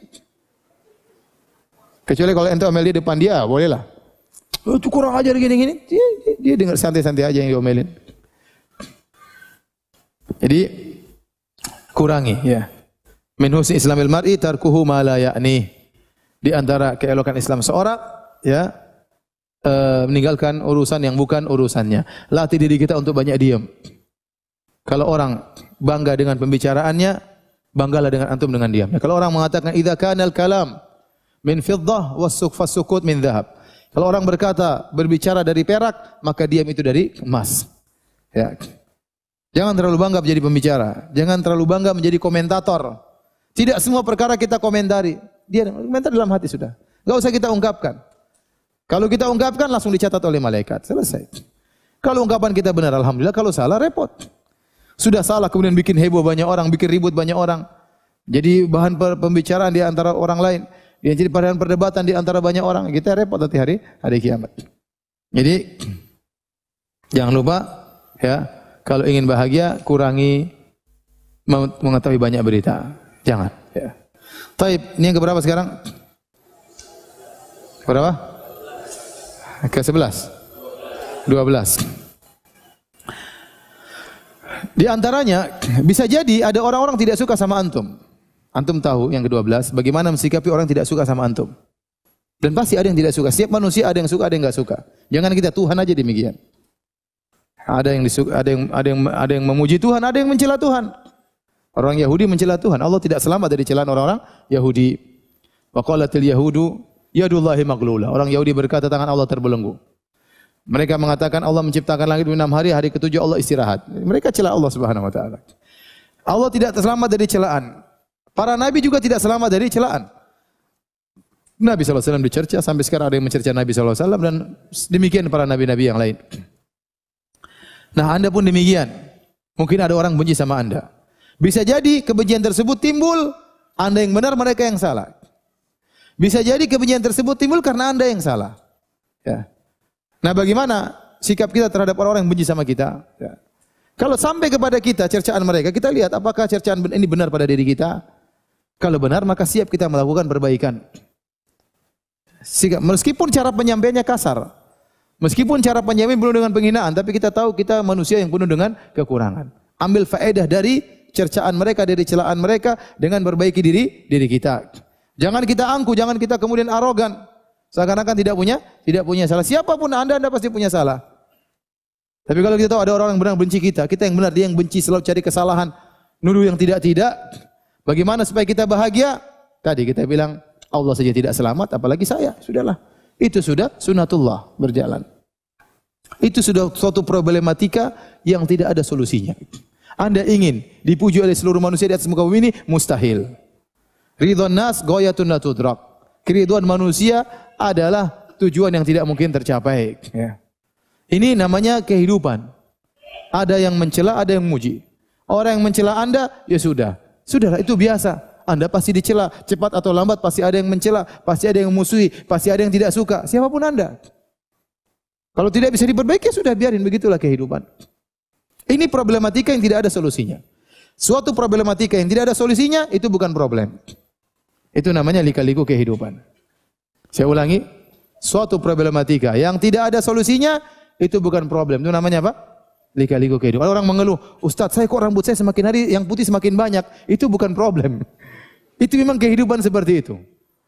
Ya. Enggak mungkin ente mau hidup terus. Engkau akan tua, lama-lama mati. Ya sudah, manusia juga seperti itu.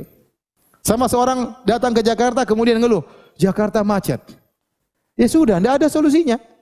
Ente mau hidup di Jakarta, nikmati kemacetan tersebut. Ente enggak ingin macet, sana tinggal di Papua. Enggak macet. Ada ibu-ibu telepon saya. Saya di luar negeri, ada ibu telepon saya. Qadarullah nomor saya ketahuan sama dia. Telepon. Setengah jam ngomong. Aduh, mau tak matikan enggak tega. Ustaz gini, suami saya gini. Nasihat ibu. Sudah cerita sudah enggak bisa berubah gini itu. Oh, sudah Bu, suami ibu enggak bisa berubah. Ya udah, itu berarti bukan problem kata saya. Itu lika-liku kehidupan. Sabar. Ini bukan problem Ustaz, bukan. Sabar. Itu lika-liku kehidupan. Oh ya Ustaz. Katanya enggak bisa berubah. Sudah, kalau enggak bisa berubah mau diapain? Kalau bisa berubah itu namanya problem yang ada solusinya. Kalau enggak bisa ya sudah. Ente ingin semua orang cinta sama ente, mustahil. Mustahil. Pasti ada yang enggak suka sama Anda. Nah, bagaimana kita bisa bahagia menghadapi orang yang tidak suka dengan kita, dalam tanda kutip musuh-musuh kita? Pertama, ente ingat bahwasanya inilah kehidupan. Yang kedua, orang lebih afdal daripada Anda yang tidak ada cacatnya, tidak ada kekurangannya, ya, juga tidak selamat, para nabi. Tuhan yang Maha Esa pun tidak selamat dari cacaan makhluknya. Ini yang pertama. Yang kedua, jangan sibukkan diri Anda dengan mereka. Jangan pernah pingin tahu tentang kabar mereka. Jangan cari-cari tahu tentang apa omongan mereka. Itu hanya membuat Anda sengsara. Dia ngomong apa tentang saya sih? Ngapain ini tanya-tanya? Biarin dia ngomong, itu nggak usah dengar. Makanya Syekh Sa'di mengatakan, kalau ada yang mencela Anda, sesungguhnya kemudaratan itu muncul tatkala Anda ingin tahu tentang dia. Kalau Anda cuekkan, Anda bahagia aja. Udah, dia ngomong apa yang penting Anda sama istri, sama anak-anak, selesai. Jalan-jalan, biarin ngomong apa. Ada yang lapor, Ustaz si fulan, saya enggak mau dengar. Nanti dengar sendiri aja. Yang pusing ente, Anda enggak mau pusing. Nanti dengar sendiri, saya enggak mau dengar. Berapa kali orang tegur saya bilang saya tidak mau dengar. Ada yang kirim Ustaz, ada yang ceramah, saya enggak mau dengar. Langsung saya delete, saya bilang, saya tidak mau dengar. Jangan kirim lagi seperti itu. Ada ibu lagi datang, Ustaz ada yang datang, saya tidak mau dengar. Ibu saya enggak suka seperti ini. Jangan ulangi lagi, saya tegas. Saya lagi bahagia, ente ganggu seperti ini. Bayangkan saya lagi sama istri lagi ketawa-ketawa, atau ada SMS, ada WA, Ustaz ini ada ceramah orang cela-cela antum. Gimana saya? Saya jadi jengkel, istri saya kena susah juga gara-gara itu. Jadi kalau ada orang enggak suka sama ente, dan tidak mungkin ente harapkan kebaikan dia dengan kita, enggak usah pedulikan mereka. Enggak usah cari tahu kabar tentang mereka. Enggak usah dengar nama-nama mereka. Itu hanya membuat Anda tidak bahagia. Biarin dia mengomongkan apa yang dia omongkan. Yang penting Anda benar, enggak usah urus orang. Anda bahagia. Banyak kegiatan yang bisa Anda lakukan. Udah biarin aja. Tapi kalau ada omong celah sedikit, pusing, gelisah. Ya terus bagaimana? Ya. Nggak usah. Sejauh mana Anda mengurusi mereka, sejauh itu pula Anda mendapatkan kemudaratan. Sejauh itu pula kebahagiaan Anda dicabut. Jadi ada orang nggak suka, sudah, nggak usah sibuk dengan mereka. Taib, yang sekarang yang keberapa? Yang berapa? 13 ya. 13 kurangi grup WhatsApp. Kurangi grup apa? WhatsApp. Jangan banyak-banyak grup ya. Ini hanya habis waktu ya. Sedikit tung tang ting tung lihat. Lagi tidur ting tang itu lagi pelukan sampai ting tang sebentar. Kapan kita mau bahagia? Lagi ketawa-ketawa sama anak-anak, sebentar, ambilkan HP Abi, ambil. Aduh, anak-anak jadi ketawa nggak jadi ketawa. Ya. Kurangi grup apa? WhatsApp. Ya. Sebisa mungkin left. Grup WhatsApp kalau penting dalam kehidupan berapa sih? Taruhlah 5. Itu maksimal sudah. Ente jangan sok sibuk ente. Grup WhatsApp sampai 10, 20. Ente memang siapa ente? Ente presiden juga bukan. Terus ngapain grup WhatsApp sampai 20? Sebagian grup WhatsApp sampai banyak. Ente siapa ya, akhi? Kayak orang penting di dunia ini. Ente enggak begitu penting kok, santai aja. Enggak usah banyak-banyak. Grup WhatsApp sampai banyak, hanya menyiksa diri. Cukup 5, oke lah, paling banyak 5, 4, 3. Saya grup WhatsApp berapa? Saya nih, Ustadz ya. Grup WhatsApp Dewan Fatwa Al Irsyad 1. Yang kedua grup WhatsApp Halo Ustadz 2. Grup WhatsApp Mulazama anak-anak Libya 3. Grup WhatsApp sama istri tercinta. 4. Yang kelima apa ya? Cuma 4 perasaan saya, maksimal 5. Itu saya agak penting-penting sedikit ya. Karena orang-orang yang merasa yang kurang penting ngapain grup WhatsApp banyak-banyak? Mau bahagia kurang grup WhatsApp. Itu mengganggu. Dan mau di silent pun ingin apa? Ingin lihat. Sama aja. Ingin lihat. Jadi ingin bahagia kurangi grup WhatsApp. Kemudian di antara hal yang buat bisa Anda bahagia.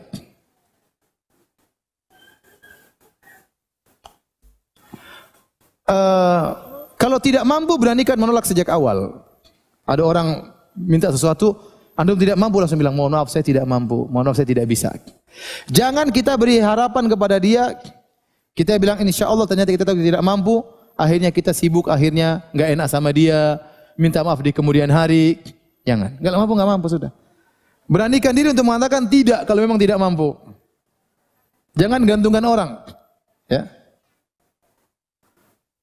Jangan gantungkan orang kepada Anda. Ustaz, bisakah Ustaz gini-gini? Oh, saya tidak bisa. Mohon maaf. Saya enggak ada waktu, mohon maaf. Jangan bilang kemudian nanti kita atur. Akhirnya dia berharap sama kita, dia tidak jadi-jadi. Kasihan. Bisa enggak kita bantu? Kalau enggak bisa bilang saya enggak bisa. Karena menggantungkan orang kepada kita membuat kita hidup gelisah akhirnya. Ditelepon lagi, dicari lagi, kita menghindar lagi. Padahal kita tidak mampu. Mending dari awal bilang saya tidak mampu. Kumpulan ibu-ibu ada yang ngajak, "Bu, kita mau jalan-jalan ke sini." Saya enggak bisa. Bilang aja enggak bisa. Oh, bilang oke nanti. Padahal kita tahu dalam hati kita enggak mampu. Akhirnya nanti kita ditagih, kapan mau jalan-jalan, kapan mau ini, kapan mau anu. Bilang sejak awal saya tidak bisa. Latih diri kita untuk berani menolak sejak awal daripada minta maaf di belakangan. Itu maksud saya. Ya, siapapun. Ya.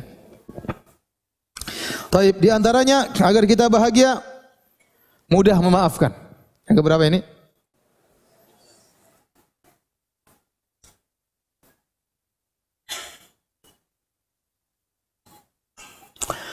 Allah Subhanahu wa taala berfirman, "Wa inna sa'ata la'atiyatun fasfahi safhal jamil."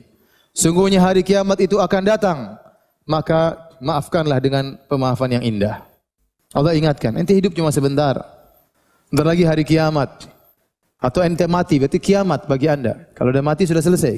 Ngapain hidup yang sebentar ini Anda susahkan dengan dendam, dengan jengkel. Terkadang sakit dendam itu lebih menyakitkan daripada sakit kita diomongin orang. Orang mukul kita ya, sakit. Tapi kita dendam sama dia itu lebih sakit daripada badan kita yang bengkak gara-gara pukulan dia.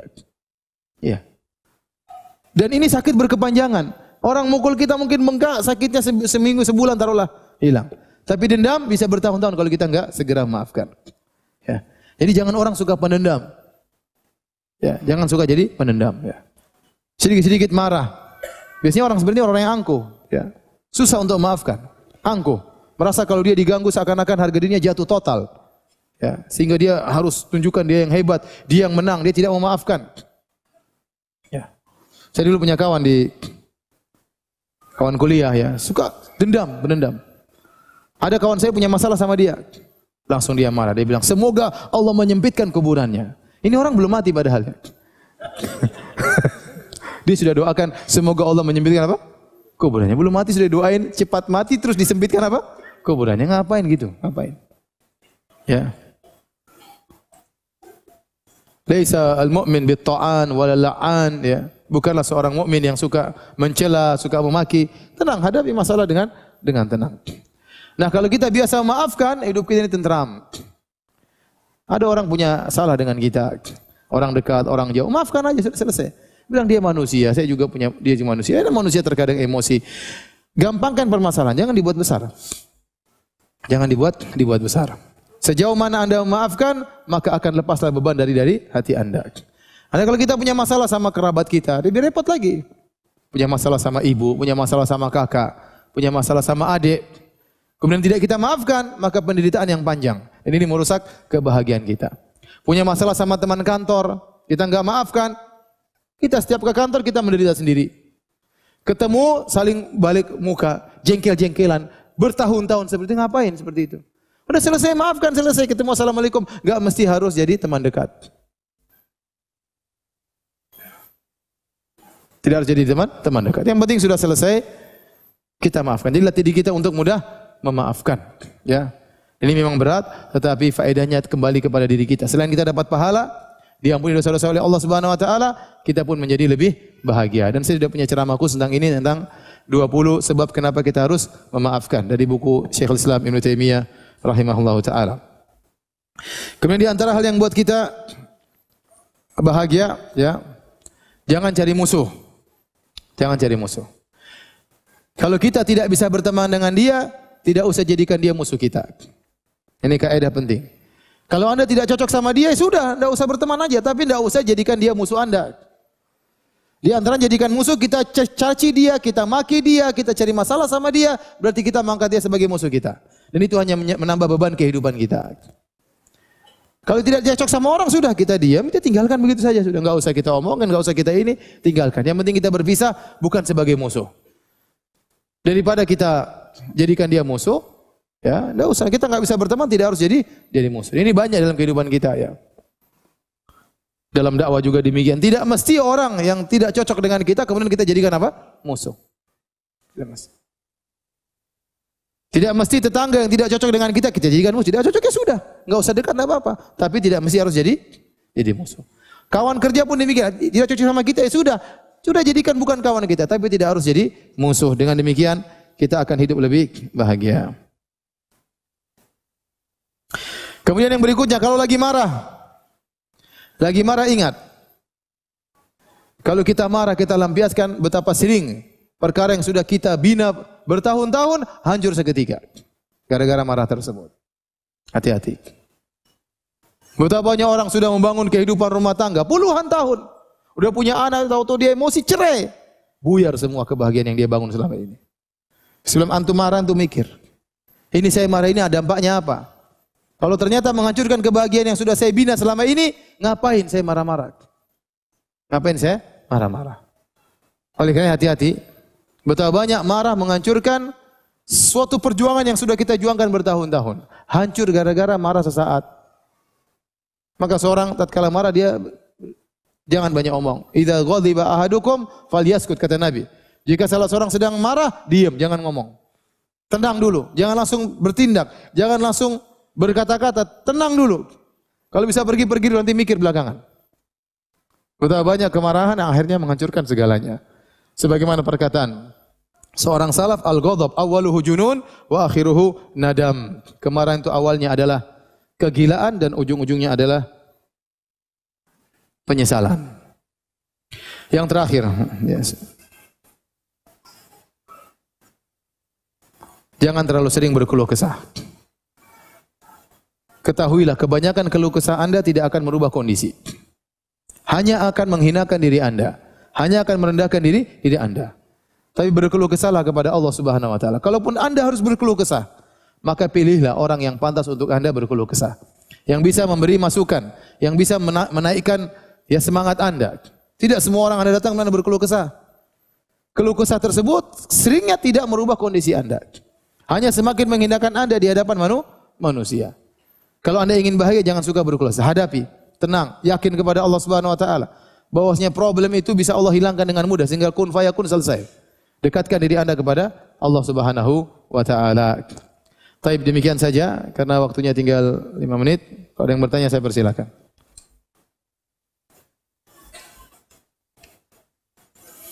Saya mempunyai teman dari kecil, seorang Nasrani. Dia sering berkunjung ke rumah saya, mengajak jalan sampai mentraktir. Masya Allah, itu yang menyenangkan, diajak dan traktir. Sekarang alhamdulillah semenjak saya berusaha untuk tetap sunnah, saya merasakan takut kepada Allah karena ada firman Allah, janganlah engkau jadikan orang kafir teman baikmu. Bagaimana saya harus menyikapinya? Apakah saya menolaknya datang ke rumah? Enggak, saya rasa tidak ada masalah. Dia datang aja sambil ngobrol. Ya, sambil ngobrol pelan-pelan masukin tentang masalah. Sebagai teman kita berusaha masukkan Islam kepada dirinya. Saya kemarin ketemu kawan, seorang ustadz yang dia memang spesial ngurusi dakwah dan banyak orang mu'alaf, dia ribuan orang mu'alaf dia urus. Dia bilang, Ustadz, sampai saya kalau naik mobil, kebetulan supirnya ternyata bukan orang Islam, langsung saya tanya, antum orang apa? Gimana menurut Tuhan? Menurut Tuhan antum itu bagaimana? Langsung saya bicara masalah Tuhan. Saya ingin dakwah dia. Dia ngomong begitu, saya debat langsung di situ. Setelah itu saya bilang, mana nomor teleponmu? Pokoknya saya kasih syubhat. Gimana cara dia? Maksudnya kasih ilmu supaya dia sadar. Ya, apalagi teman kita. Sebenarnya kita lebih, ini aja baru ketemu dia berani ngomong langsung tentang masalah apa? Tuhan. Apalagi teman lama. Sudah bicara aja, nggak ada masalah. Pelan-pelan. Ya, apa? Bagaimana kalau kita? Atau kasih buku-buku tentang Islam. Cobalah kamu pelajari. Ya, ya, nggak apa-apa ya, nggak ada masalah ya. Yang dilarang kemudian menjadi teman dekat memang nggak boleh. Hanya teman dia kunjung ke rumah sekali-sekali nggak ada masalah. Sebagaimana kita punya tetangga, terkadang tetangga itu orang-orang apa namanya non Muslim ya. Ya.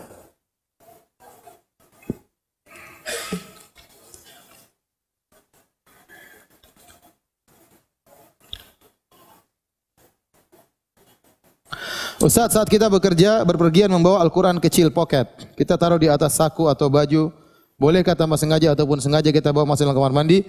Kalau apa enggak apa-apa insyaallah, selama dia tertutup ya, kita simpan enggak ada masalah. Karena kebanyakan terjadi kalau kita taruh di luar orang terkadang apa? Ngambil atau kita lupa. Akhirnya tertinggal ya. Kalau memang tersimpan dengan rapi, insyaallah enggak ada masalah.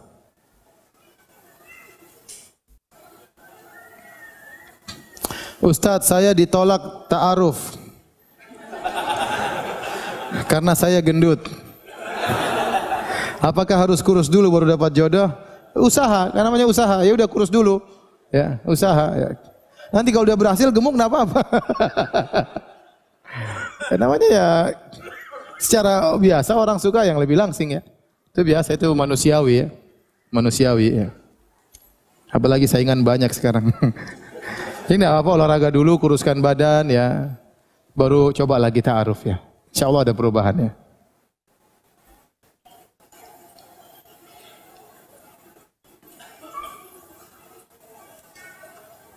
Bagaimana mengatasi orang yang suka banding-bandingkan dan menyesali, seperti andaikan kau seperti si A atau si B.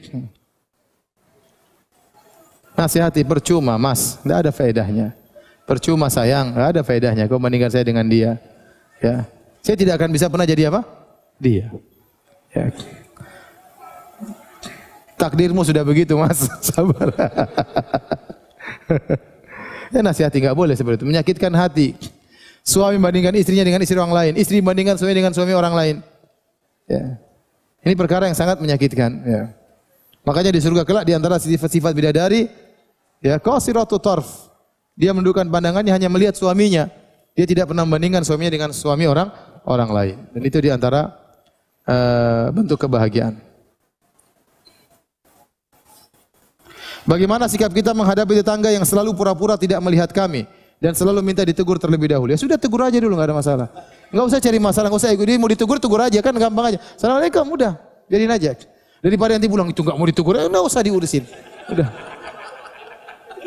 Jangan tambah masalah di otak ente, sudah. Ada solusinya, kita tegur dulu, sudah laksanakan solusi itu.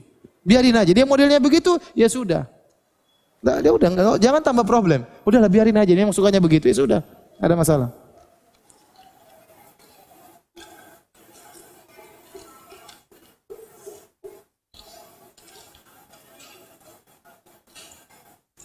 Ustaz, saya baru setahun ini hijrah dan saya merasa bahagia dan tenang hidup seperti ini. Bagaimana cara agar tetap hidup seperti ini? Karena saya tidak mau hidup kembali seperti dulu. Banyak dosa. Ya udah, bertahan, cari teman-teman yang baik, ikut pengajian. Hati-hati dengan perkara-perkara yang bisa mengingatkan kepada masa lalu. Hati-hati.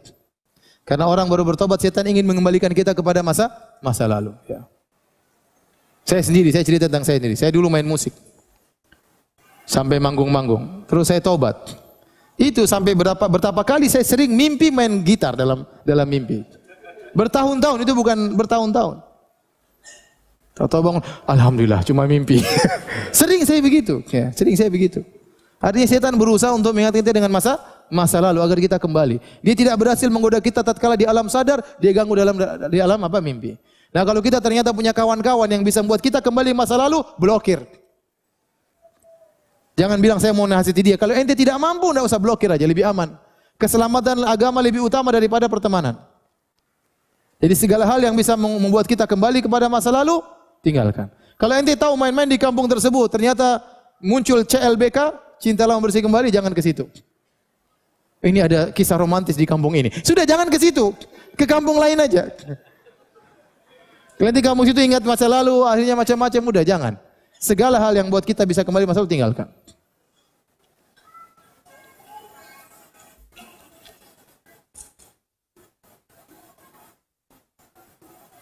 Ustaz, bagaimana jika kita ingin berteman dengan seorang karena merasa iman kita baik dengan dia, namun dia menjauh karena mungkin merasa kita bukan teman yang baik untuknya. Ya sudah, cari yang lain. Teman masih banyak ya. Jangan baper, sudah selesai. Maksudnya, jangan tambah masalah. Dia enggak mau, ya sudah. Nanti ngapain paksa-paksa? Saya mau jadi teman ente. Dia enggak mau, ya sudah. Santai aja, santai, enggak usah. Jangan cari masalah.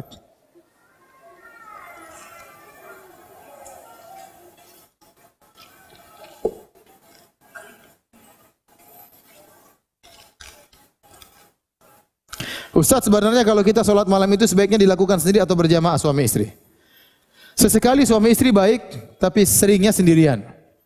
Lebih utama apa? Sendirian. Karena kita butuh khalwat. Tapi sekali berjamaah dengan istri atau yang lainnya boleh sesekali. Sebagaimana Nabi SAW pernah berjamaah dengan sebagian sahabat. Dengan Hudzaifah, dengan Ibnu Abbas, dengan sahabat yang lain. Tetapi seringnya adalah sendirian.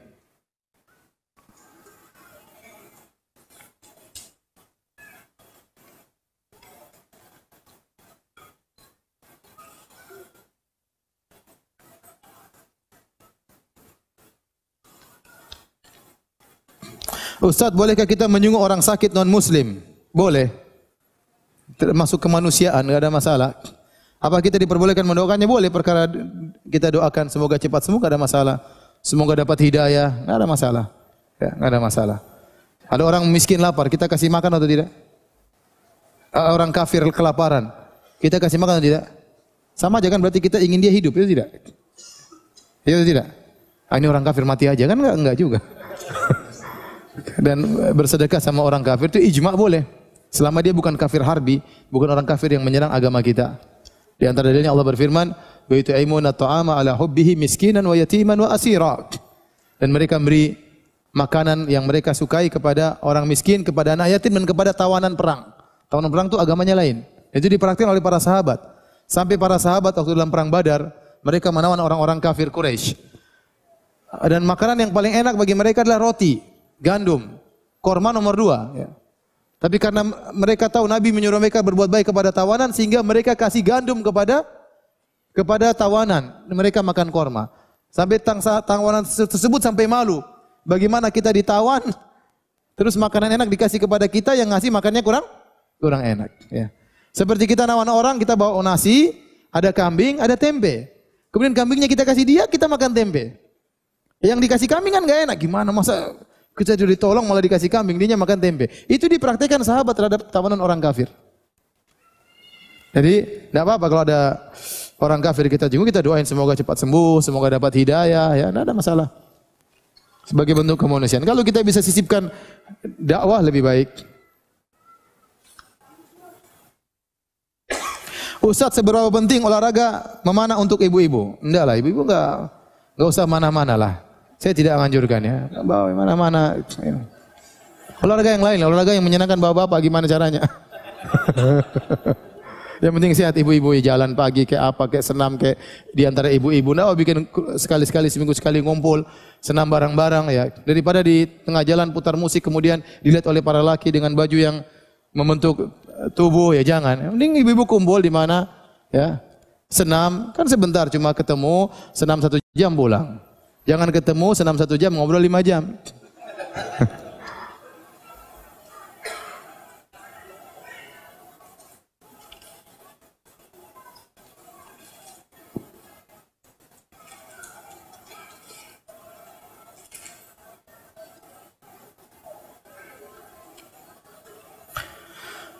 Ustaz, seorang laki-laki menggunakan cincin di jari manis, apakah dibolehkan?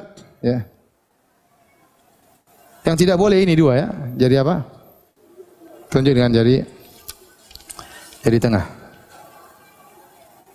Definisi saudara dalam tersenyum, apakah lawan jenis yang bukan mahram terhitung? Oleh siapa saja kita tidak boleh tersenyum, apakah ada batasannya? Kalau senyum menimbulkan fitnah, jangan. Asalnya senyum kepada siapa saja ya. Tapi kalau kita kira-kira menimbulkan fitnah, maka jangan. Ya. Contoh, seorang ikhwan seorang ketemu di mall, teng. Ah, itu menimbulkan fitnah. Jalan tiba-tiba berhenti sebentar, kemudian saling berhadapan, kemudian saling apa? Senyum. Wah, ini bahaya kalau begitu. Tapi kalau biasa-biasa ketemu ibu-ibu, ketemu bapak-bapak, senyum biasa enggak ada masalah. Yang penting tidak menimbulkan apa? Fitnah. Ya bisa menimbulkan fitnah, tidak kita bisa rasakan ini bisa menimbulkan fitnah atau tidak. Dia sendiri, kita sendiri terkadang bisa menimbulkan apa? Fitnah.